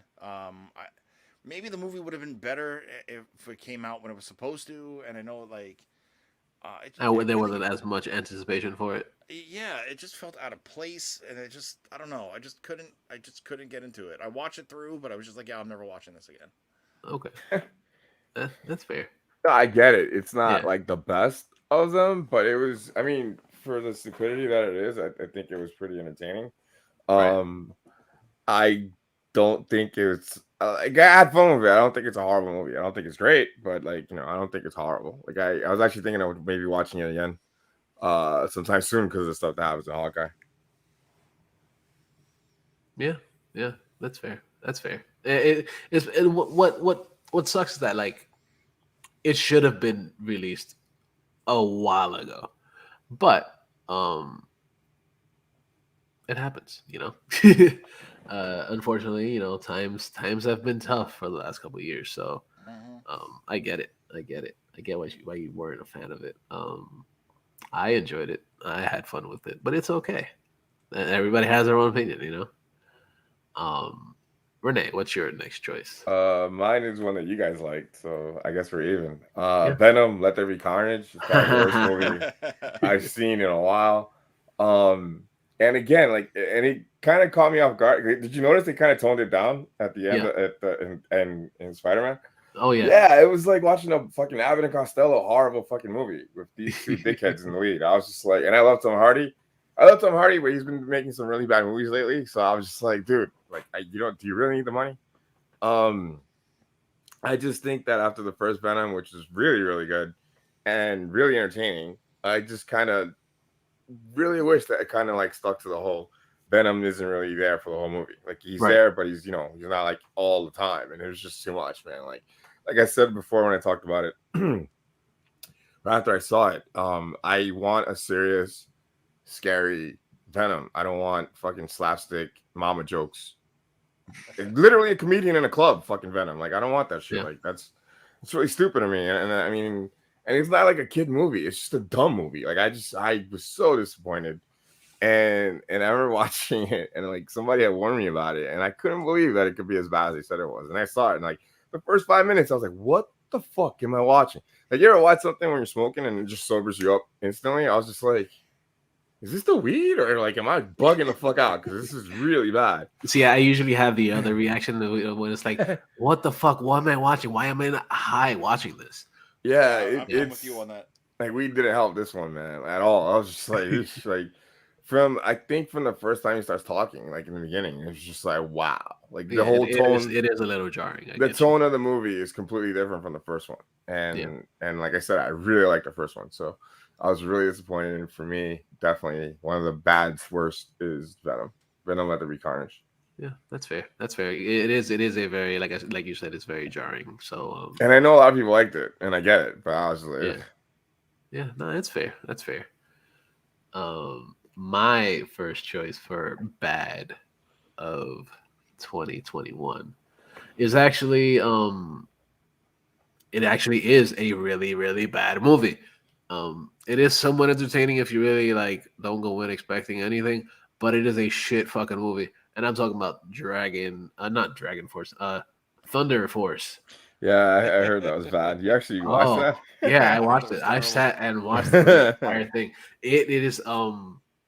It is a shit movie. Like there are some entertaining parts of it, but besides that, it is trash, dude. Like it is not good. Why? Like I guess everybody's trying to, take in so much money with superhero stuff that Melissa McCarthy and Octavia Spencer were like, yeah, let's jump into this as well and actually see what we can do with this. And we're like, no, we don't need that. We don't need it at all. Both of them are decent actresses, especially Octavia Spencer. She's won like awards and shit for it. Yeah, she's an Oscar winner. Right. And it's just not a good movie. Like I said, there are some fun parts of the movie, but overall it is not good. Yeah, I am not a fan of this movie. Like I watched it, I was like, could this be that bad? And yeah, it is. What's crazy about Melissa McCarthy though is that like there's a lot of her shit that I really like, and there's a lot of stuff that I just can't sit through. Yeah. The her her solo stuff tends to be bad, like the movies where she's like the main one. Because I tried to watch Spy because someone was like, "Yo, that movie's horrible," and I'd heard really good things about it, and it has Jason Statham in it, so I was like, "Let me check it out." And I know that Jason Statham's kind of parodying himself in the movie, but holy shit, that movie's bad. So yeah, I wasn't like Thunder Force just sounded like a bad idea from the beginning. It was like let's put two, not attractive people inside superhero suits, and it'll be funny because they're unattractive. And I'm like, that's just not a good joke. Because that's what the trailer looked like. Like, they were just like not good superheroes. I was just like, all right, cool. I think the only thing that kind of like somewhat slightly made it a little better was the fact that like they really accentuated the fact that like Melissa McCarthy had a big ass. I'm like, wow, like Jesus Christ. I never really thought about it, but yeah, she has a huge butt. But she lost a ton of weight too, man. Yeah, she really did. Like one of my exes used to watch one of those stupid shows, and she was on it like young, really young when she started. Like Mike and Molly, I think. Yeah, that one. Oh, dude, that when I found out what that show was about, I was like, oh my god, like really? This is what we come to, like a show where the joke's literally about being fat and losing weight. I was like, really? Like, and that shit was on for a while, dude. I'm like, no wonder, almost a good decade. No wonder this country is fucking stupid now. Like, what you watch? I was like, what the fuck? Because it's on HBO. Yeah, and I was looking at it, and I was like, wow, just because I didn't realize she had done a show like that. I only knew her from, my God, I can't remember the fucking name of the show. I'm so glad I can, because if not, it'll be stuck in my brain forever. But she's in a 90s TV show. And I had no idea she'd been acting since the 90s. And like, yeah, man, she was huge. Like, I'm really happy that she started to lose weight. But she's got to start making better choices, man. She did a really good, like, a serious movie a couple years ago. But other than that, like, the shit that she's done has been really bad. And Ghostbusters, which I actually like. Yeah, I enjoyed Ghostbusters as well. Like, I didn't think it was that bad. I don't think it was bad as people make it out to be. They made it out to be like a bad film because they couldn't just get used to it. It was an all-female cast. Right. Yeah. Why are men so scared of vaginas? Like, I don't get it. I don't know. They're so tasty. It's just like that never stops me from watching a movie. It never did. Even when I was a kid, like, it never bothered me. Like, I used to watch a lot of kung fu stuff, and half of those movies are like women driven. So it's like that should never bother me. Yeah. Yeah, but that's my pick. What's your next pick, Brian? Well, if we're gonna go one for one, my bad movie is something that was on Renee's good, and that's Army of the Dead. Yeah, I can see that because I know it's not for everyone. I know it's really stupid. Yeah, that's fair. Just like how you said weed didn't help with Venom, tequila didn't help with Army of the Dead. I don't know. I'm just very serious actor David Bautista. Like, I'm just enough of his like bad acting. His face doesn't move. I agree. I think he was the worst thing in the movie. Zack Snyder is a horrible director. Tell us how you really feel. I don't know. It was just like too. I mean, I get it. It's supposed to be no zombie movie is going to be an Academy Award winner, but I don't know. This was just too fucking over the top, and I've seen better effects in Zombie 90. So that's a hard disagree, man. Because some of the gore in this shit, like the zombie lion, zombie tiger, and that kill with the zombie tiger, like they show that guy's face getting licked off. I was like, yo. I disagree with special effects, but I do agree that Bautista was like the first. Like, I don't like it because it's a fucking like Oscar-worthy movie. It's fucking stupid as fuck, but I just thought it was entertaining. I think Bautista's taking himself way too seriously. Like, he's barely in Dune, and like that, like he's become my Jason Momoa now. Because I'm like, dude, like stop. Like, we get it. You took acting classes. You're in Vuvu movies. Cool, but you're not that good, all right? Like, no. Not at all. Just not at all. And then like he talks about his like Vuvu movies. I cannot pronounce that guy's name. Because he's in Blade Runner and he's in Blade Runner 2049 and he's in Dune. But he's not barely in those movies. He's barely in those movies. So it's like whatever, dude. Like, just get over yourself. Yeah. Yeah, like you worked in a movie as a fucking what were you? A fucking what was it? Plot device. Yeah, he Yeah. technically is. That's all he is the plot device. He was a fucking what was it? He was My Spy with fucking the girl Oh yeah, I haven't seen that one. from Gunpowder Milkshake. He played the Oh, okay. exact. He did the exact. He watched over a little girl the entire movie, For, kind of like the pacifier and all this shit. uh, Um, for for the record, I was actually at the Monday Night Raw in which Batista surprised everybody who showed up wearing tight pants and they ripped. nice, nice. I was at that Raw. That was at the That's Barclays awesome. Center. That's awesome. Yeah, Very, yeah, very, I get it. very serious actor had a very serious rip between his crotch. Yeah, very serious indeed.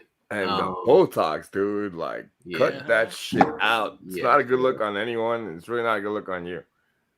Like, I was watching some wrestling video, and it showed him from like 12 years ago, and I was like, wow, he looks completely different now. Mm-hmm. Yeah. He really does. Good choice, Brian. I appreciate that. He looks so constipated. It's like his eyes are shut. He's such an idiot, man. You gotta stop with that Botox, brother. Like, yeah, ugh. yeah, seriously. Renee, what's your next choice? My next one was a huge. I mean, I knew it was gonna suck, but I was like, wow, this is fucking horrible. Snake Eyes. Yeah. I Yeah. can totally see that. I didn't see it, but like just knowing how Yeah, bad it is. I got like maybe halfway through. This shit is long too. It's like a 2-hour movie. I think I got through like the first hour, and I was like, yeah, I'm out. I couldn't. Like, it was just really bad. Nothing, no redeeming anything. It's just dumb from the beginning. I don't understand what the problem is with just adapting the toy story and the comic book story. That he's a mute, wounded veteran. Could have been Iraq, could have been Vietnam, and Yeah. he just becomes this commando, a ninja, and he's connected to Storm Shadow. Mm-hmm. They don't have to do all this convoluted bullshit every time they do Snake Eyes in the movies. Like, they don't. It's a really simple story, and it works because it's a simple story. I mean, it's supposed to be a toy. Yeah. And then they throw all this bullshit in it, and it's just really bad. The fight scenes felt like Marvel fight scenes done by like a high school drama class.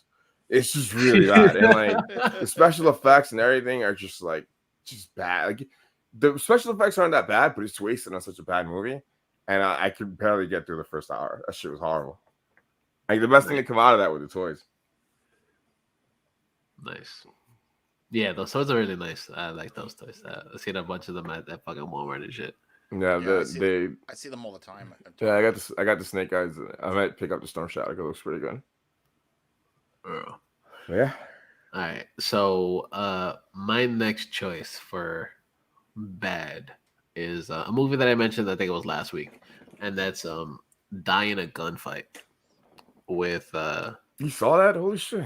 yeah. That's with Alexandria Daddario. Main reason I watched it because she's actually pretty cute. Like, I was like, okay, I want to see this movie because it could be a decent movie because it was one of my recommendations for some reason.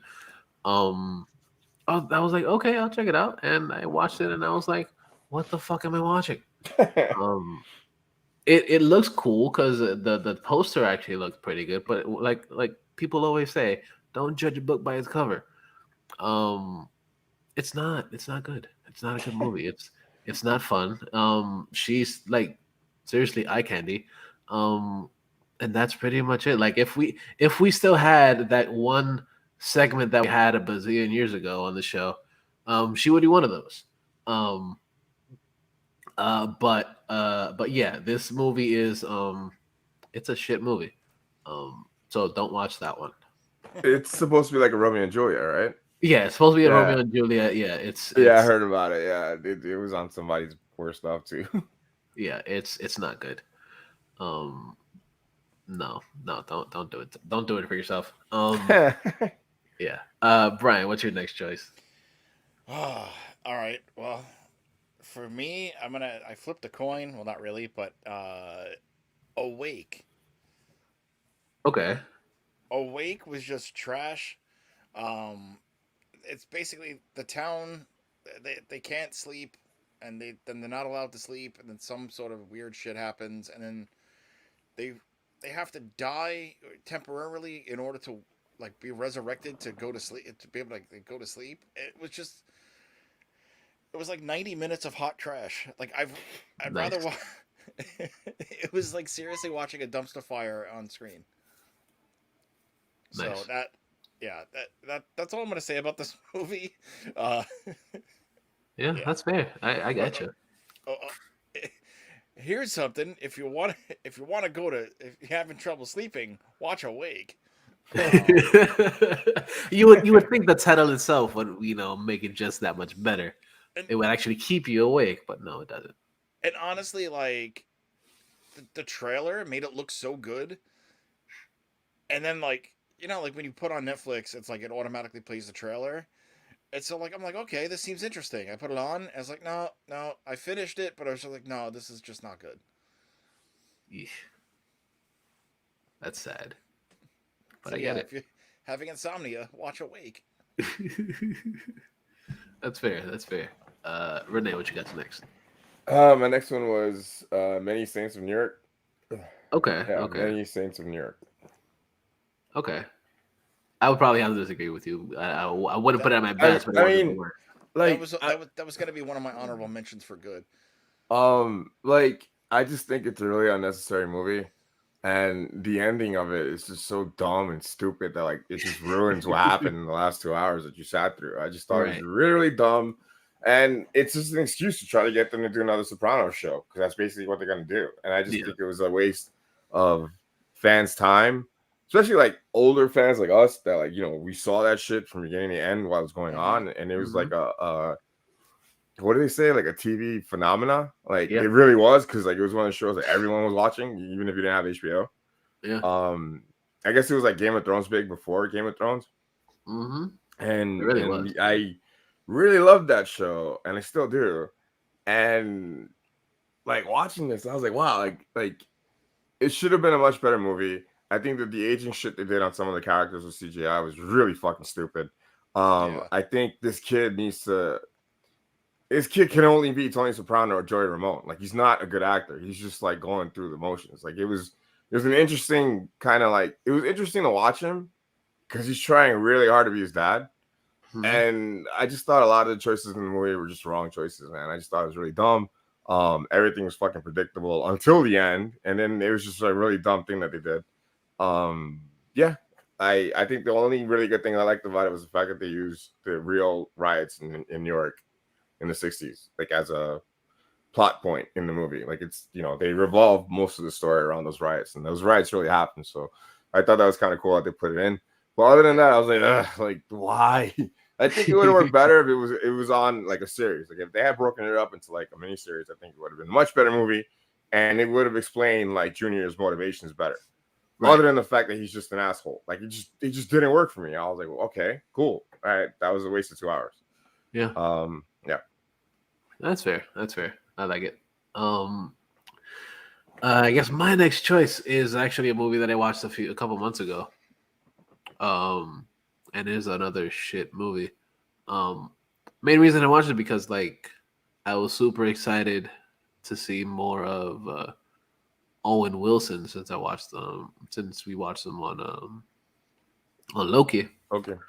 And talking about Bliss with him and Selma Hayek. Like Selma Hayek is still, I would watch anything with Selma Hayek in it. And like this movie's not good. It gets entertaining. There are parts that are entertaining, and the story's actually not too bad. But it's just not good. Like I tried to I paid attention to the movie to be like, okay, I'm gonna give it the benefit of the doubt. And I'm like, can I get a month of Prime for free because of this movie? But yeah, that's not gonna happen. But yeah, I was not a fan. I was not a fan of this movie. Like it was like I said, it had its entertaining moments, but it's one of those movies like, did we really need to see this? Did this really have to be a thing? Like I get it, Owen Wilson's trying to be, a serious type actor or whatever. But this movie's not that great. It's not good at all.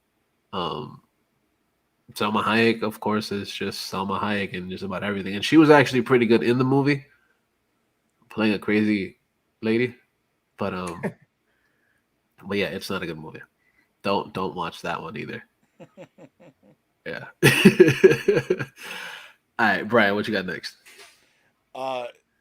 This was something that I didn't expect to like, so therefore, but I watched it anyway because it's Liam Neeson.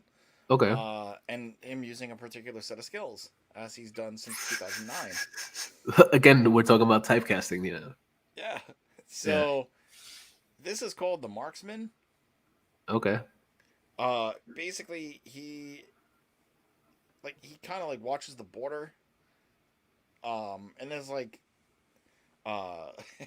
like a woman and her son like cross like they cross under the gate or whatever, and like then like the cartel is after them for whatever reason, and I don't know, it took a couple of tries to like really get through it. But the Marksman, I don't even fucking remember it. That's how fucking bad it was. Yeah. So unless you want to see Liam Neeson use a particular set of skills against the Mexican cartel, don't watch this movie. That shit is getting old, man. I didn't see it, but I saw it on the list of movies as I was going through it today, and I was like, wow, like this motherfucker needs a career renaissance. Like he's been doing the same shit for like it's what 2009 you said, right? 2009 with the original Taken. So what, 22 years already? 23? It's like, dude, fucking like you're a good actor. Like do something else. Like I mean, I get it. When you're older, it's easier to do that kind of shit over and over because it's like it's what you know how to do, and like people know how to work around you. But it's just getting old, man. Yeah, it was not. It was not his best.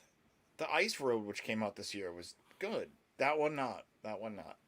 But it's like how many of these like Taken style movies are you gonna make per year? Yeah, word. That's bad, dude. Renee, what's your next one? My next one was Malignant. Okay. Another worst thing. Yeah. It's weird because I didn't watch that much. I don't think I watched any bad TV. So like when it comes to TV, like I specifically like, I'm very snobby about certain things. And That's bad. I didn't really watch that much bad stuff, but I did watch Malignant. And again, it was kind of like one of those horror movies that like everyone liked, and I was like, let me give it a shot because there are people comparing it to Basket Case and some of the other 80s movies. And I saw it and I was like, wow, this is fucking bad. It's really predictable. It's just dumb. The monster makes no sense at all. Even in their universe, that shit didn't make any sense. Because I know, like I've said it a bunch of times on the show before. You have to suspend your disbelief with everything we watch now, unless it's like a really serious quote unquote, movie or whatever. But you have to, even with certain things like that too, like you have to suspend your disbelief because nothing happens the way you see it on the screen, no matter what movie it is. If it's based on real events or not, it's really, really hard for your movies to get things right. And when it came to stuff like Malignant and horror movies, I was like, wow, this is how far we've come where we make a fucking dumb fucking evil clone movie like this, and it's just so fucking dumb. I think the monster itself looked cool, but the fact that it was her backwards was one of the dumbest. Yeah, it was one of the dumbest decisions in horror movie making, I think, in a really long time. Like, I don't understand why people like this movie. Like, it's so bad to me. Like, I was just like, are you fucking for real? Like, it is bad. I did enjoy it, but like I enjoyed it. I enjoyed it for like the first the 2/3 of the movie before we get until to they show because the reveal, I will admit the reveal is done really well because it's that the scene in the jail. But when it all clicks together for you, you're like, what the fuck? And it's just not a good what the fuck. It was just like, this is really dumb. And I finished it, but I was just like, wow, this is dumb. I do like the way the monster looked though, like the face or head thing of the monster, like it's all teeth. I thought that was dope. But like when you see it in action, it's just like, what? Like what the fuck is this? And it's just bad. I was just like, oof. people really like that movie, and I'm just like, we didn't see the same movie. Like, Yeah. it's horrible. It was just not good. I put it on because of Steve's recommendation. Yeah, I thought it was fun. Like I get it. Like there are a lot of shit. There's a lot of shit in there that's like, eesh. It is a bit cringy, but I still enjoyed it. Like, cause like I said, like I tend to like I like to look at things with a glass half full type. You know. I tried, but like I had figured out what it was, and then the way they showed it, I was like, this makes no sense. Yeah. I know it's not a bad worst of, but I got to dip pretty soon, and I totally forgot to mention Willy's Wonderland as one of my honorable mentions from the good stuff. Good stuff, not bad. It's a really good movie. Oh yeah. The Nicolas Cage Willy's Wonderland. Mm-hmm. Yeah, that is a good one. I like that one. All right, Steve, your last one, I guess. I actually have two more. My next. I'm one, the one missing. Yeah, I'm the one missing one. Yeah. The one thing that I wanted to try because of course, you know, people were so excited, and I enjoyed the first season of it. Because that was pretty cool. But they decided to release Tiger King 2 this year. And you actually saw it? I saw one episode. Right? Isn't it hard to get through? Like, and I was like, why is this? Why is this a thing? Yeah. Why do they continue to you know, try to make sense of these horrible fucking people? Yeah, right. Yo, thank you. All right, I feel vindicated because I was like, am I being too harsh on the shit? But like, all right, cool. Because I had the same exact fucking reaction, man. I was like, I want these people dead. Like, Yeah, they're breathing the same air I'm breathing, and they really don't deserve to. I was like, what the fuck? yeah. They don't just ruin. They just don't ruin animals' lives, man. They ruin people. I was like, wow. Yeah, they fuck everything up. Like, why? There's no need for there's no need to give them more money and attention and glorify them. Thank you. I'm Yes. sorry to hijack this, man, but we're no. That's completely fair. Like, it's complete bullshit. Like, they could give this money to so many other people, but yet they decide to give it to these dick bags. I think what really pissed me off was watching like the TikTok thing, and it was just like a billion TikToks, and they're all different, and they're all people doing the same stupid tiger shit. And I was like, wow, like what the fuck is going on with people now? Yeah, it's sad. It's sad, dude. Yeah, but yeah, fuck Tiger King 2. Brian, what's your next one? I'm gonna say The Woman in the Window. Okay. I wanted to see that. All right. It wasn't awful, but it was sort of like it had a very Rear Window kind of vibe, which I wanted to see because I love Rear Window. Right. One of my favorite Hitchcock films. But like, I was like, what's her name? Fucking Lois Lane, Amy Adams was like, she's like kind of nuts living in this house. She has like she's agoraphobic. That's fair. Yeah. So she's agoraphobic, and like her tenant is actually Wyatt Russell. And like there's this thing where like she becomes friends with like the across the street neighbor's son, and like the parents don't want like him going over there. I don't know. It's just like, it was good. It was just, I think what made it bad. I think for me, what made it bad, it was a little too long. Okay. Like like plot wise, it was good, and then it sort of fell by the wayside. But like the runtime should have been shaved down by like at least 20 minutes. By like another hour. Yeah. That's fair. That's fair. So definitely not the worst movie for me for 2021, but it's on the. Like this one almost didn't make it to the list because it was enjoyable, but at the same point, just for me, just, Okay, that's fair. You're like, fuck this, even though I got you. Yeah. Renee, you got anything else? It'd be helpful if I turn the mic back on. I have two video game ones because, like I said, I'm a snob when it comes to a lot of shit. Like I try not to spend. I'm getting old, goddammit. I'm closer to death, so I try not to waste too much time or money. That's fair. But two of the biggest disappointments in video games were the GTA Grand Theft Auto Definitive Trilogy, which is such a mess. It's such a buggy, fucked up game that it was like on mainstream news, and I was really shocked that it was on CNN. And the Nintendo expansion pack thing, which I ended up picking up just to kind of because I caved, and somebody gave me some really good money, a really good tip on a ride. The Nintendo Switch thing that has like N64 games and Genesis games. Genesis games are great, but the N64 games need a lot of work, and it's unacceptable that they put this out like that, because like the N64 games you can emulate them on a PC, no problem. Yeah. But you can't do that on a Switch, which makes no fucking sense. But and the game selection is really bad. And I know they're adding stuff. They just added Paper Mario for the N64. It's actually a really good game. I've been messing around with it.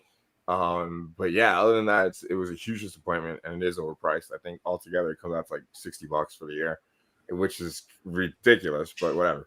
I got to think about it to see if I'll renew it next year. But yeah, those are my last two bad things for the year. They were tied. Nice. Grand Theft Auto and the N64 expansion pack thing on the Switch. Okay. Very cool. Very cool. And my final thing for this year has been absolute dog shit. Is something that we've slightly touched on the show for the last few months. Is the WWE releases. What the fuck, dude?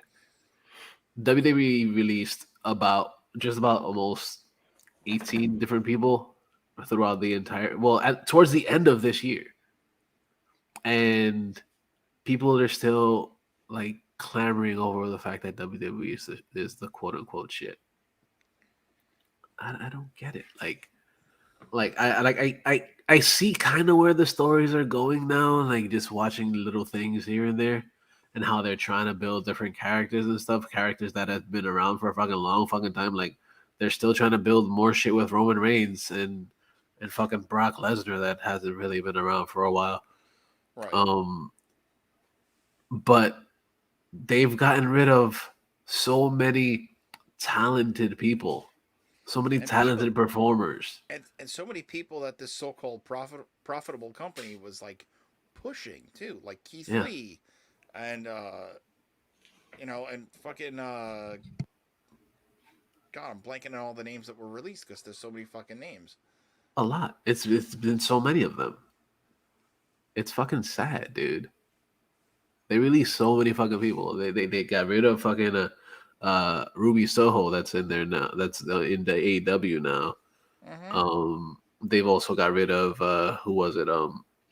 They didn't resign, or I guess Bray Wyatt didn't sign back, but like I think I think he's taken a break from wrestling. Right, yeah. But there's been a lot of different wrestlers from here, from all types of types of wrestling types, as far as like big people, small people, cruiserweights, or whatever the fuck you want to call them, that have been all over the place and actually done really good spots that have been released.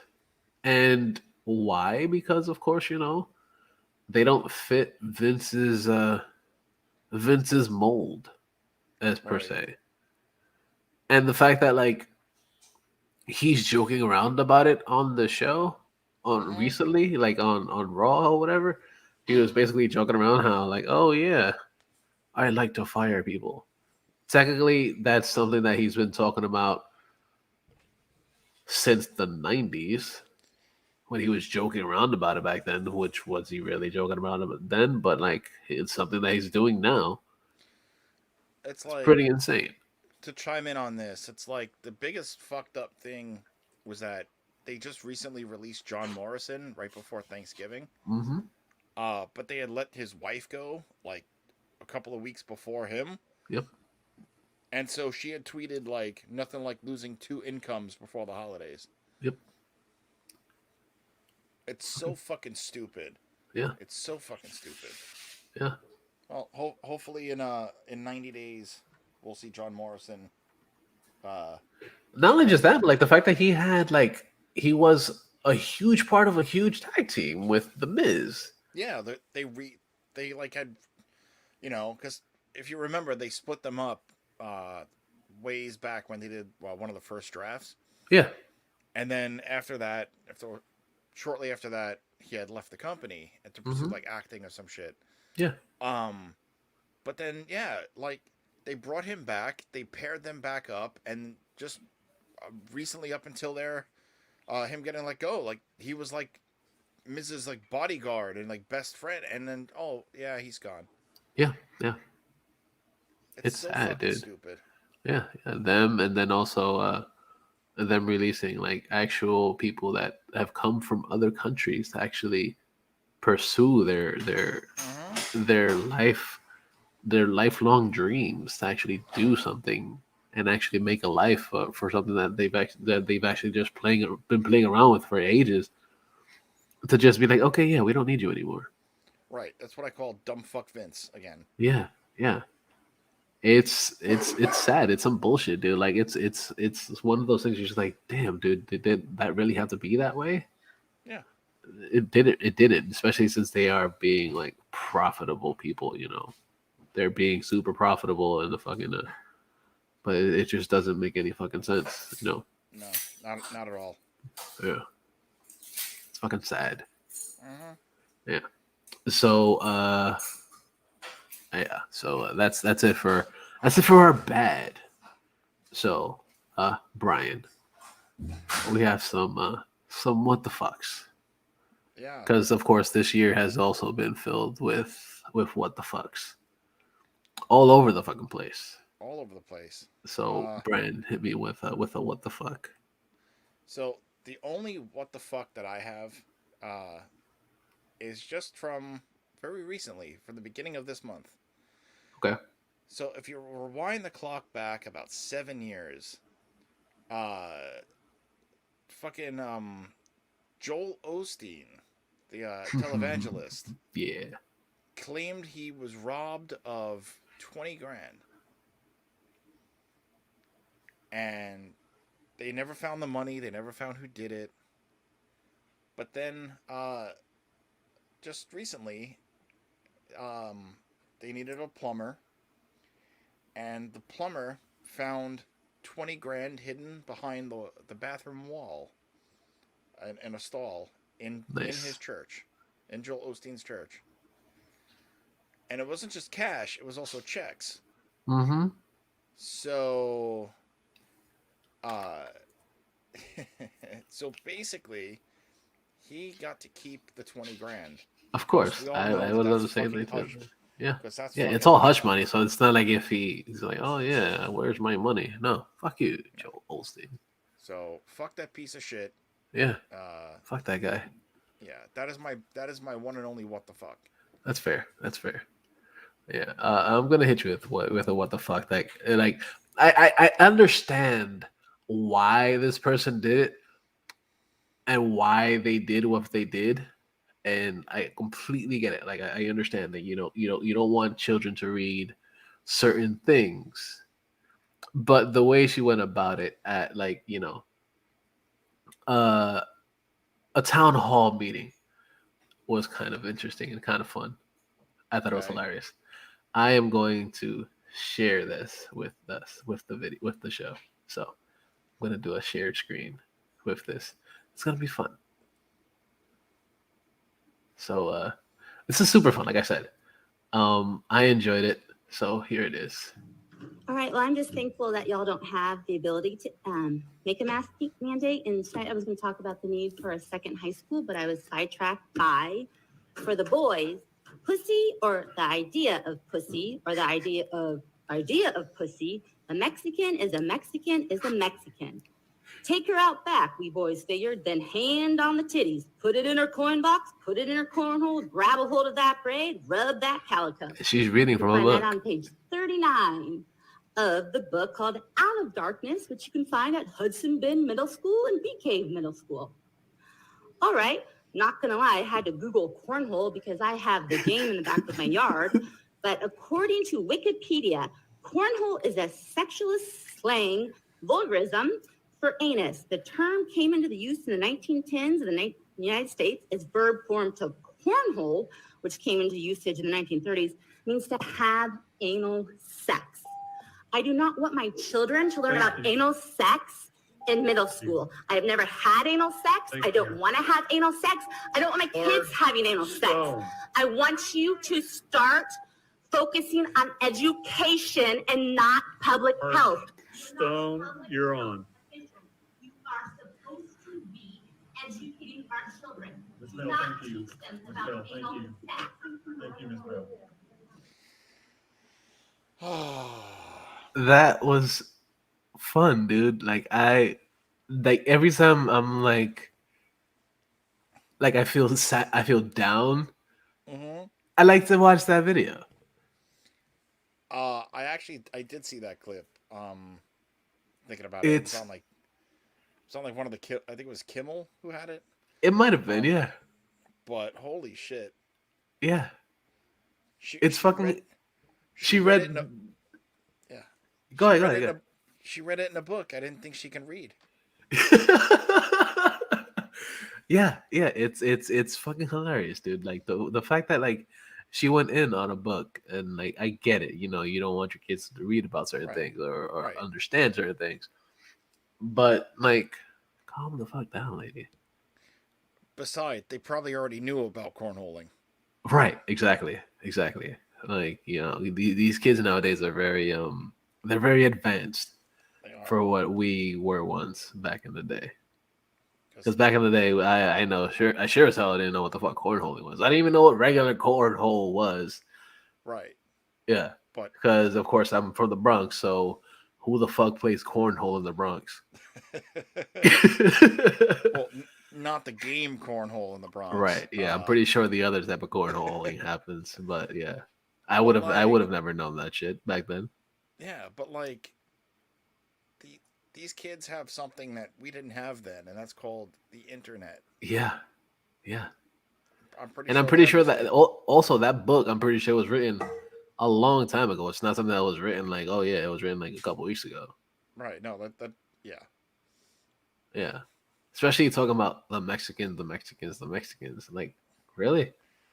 That seems like it was written quite some time ago. Yeah. But yeah, I guess that's my what the fuck.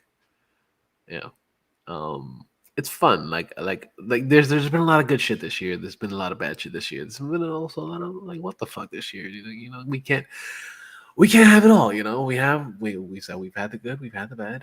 And now we just gotta look forward to actually having a year full of awesome.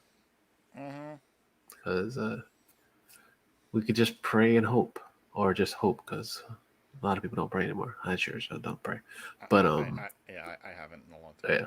We just gotta hope for a better tomorrow, a better 2022. Yeah, it's been a hell of a year. So go to InnerCityGeeks.net. Yeah, go to InnerCityGeeks.net. Check out all the shit over there. We have this show. We got Bright Street Presents. We got It's Poppin'. We have ICGPW Slamcast. Comics was a one manga time anime world.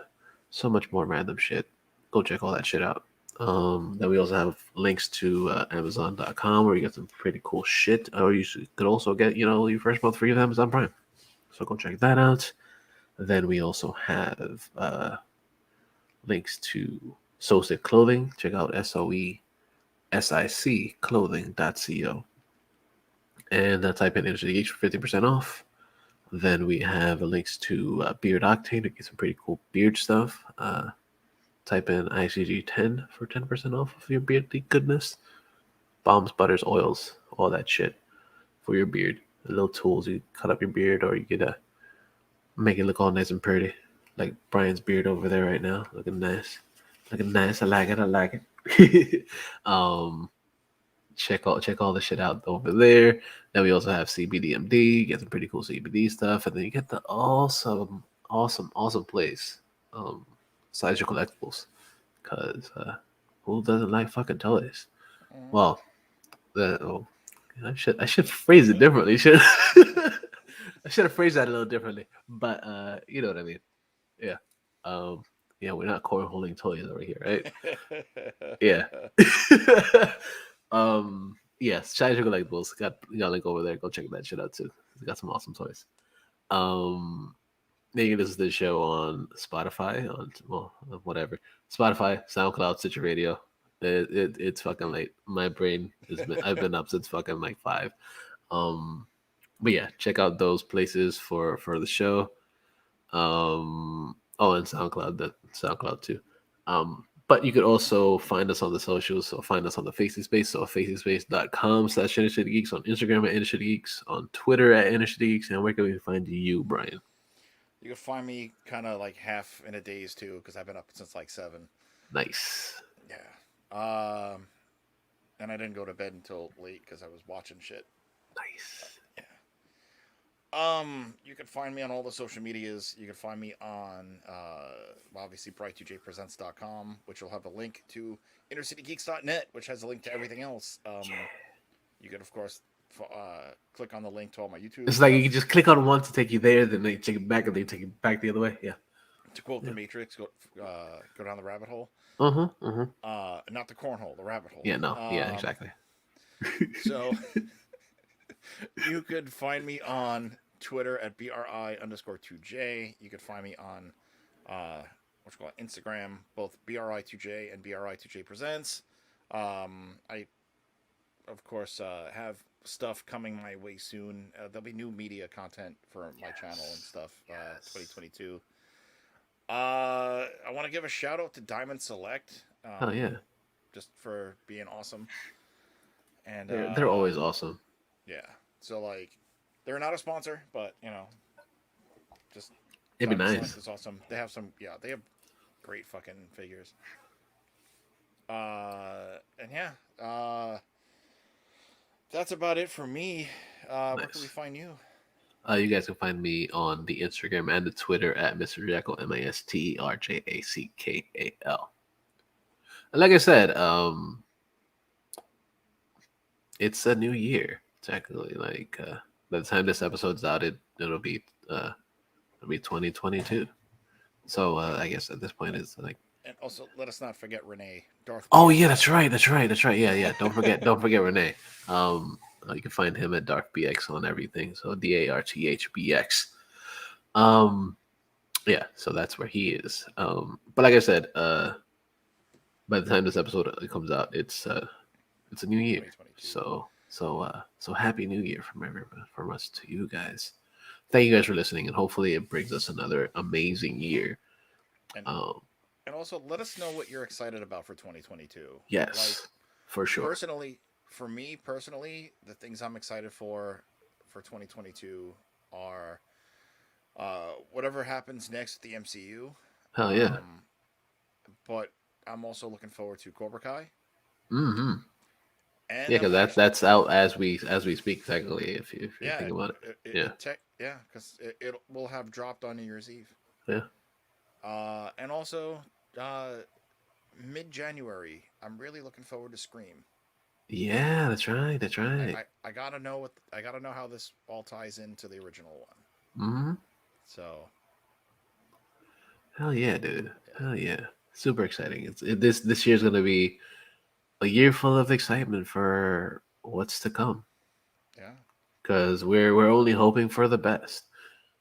Hopefully things get better. Hopefully we just fucking kill the fuck out of the Omnicrons and shit, Kind of the same way that fucking Optimus Prime was killed in the first Transformers movie. Exactly. Hopefully it doesn't come back. Unlike Optimus Prime. But the scary thing about Omnicron is it's not voiced by Orson Welles. Right, exactly. It's fucking sad. But yeah, like I always say, thank you guys for listening. Like, you guys make the show what it is, other than us actually talking about shit. But you guys make this show. You give us a reason to actually put on a show every week. Yeah. Other than the fact that we just would like to talk about the shit that we talk about. But having an audience, it's fun. We love being nerds. We love being geeks. But it's you guys that make us why we do this. Yeah. Yes. Make us why we do this. Yes. Wow. As you can tell, we're both tired. Yeah. But Yeah, We like, appreciate seriously, you guys. We appreciate you. Exactly. Yes, Thank you. yes. Thank you. Thank you. Thank you guys for listening. We appreciate you, like I said. And here's to a whole new motherfucking year. It's gonna be fun. It's gonna be a bumpy ride, but it's gonna be a fun one. So, don't be a dick, but always remember that the geeks should inherit the earth.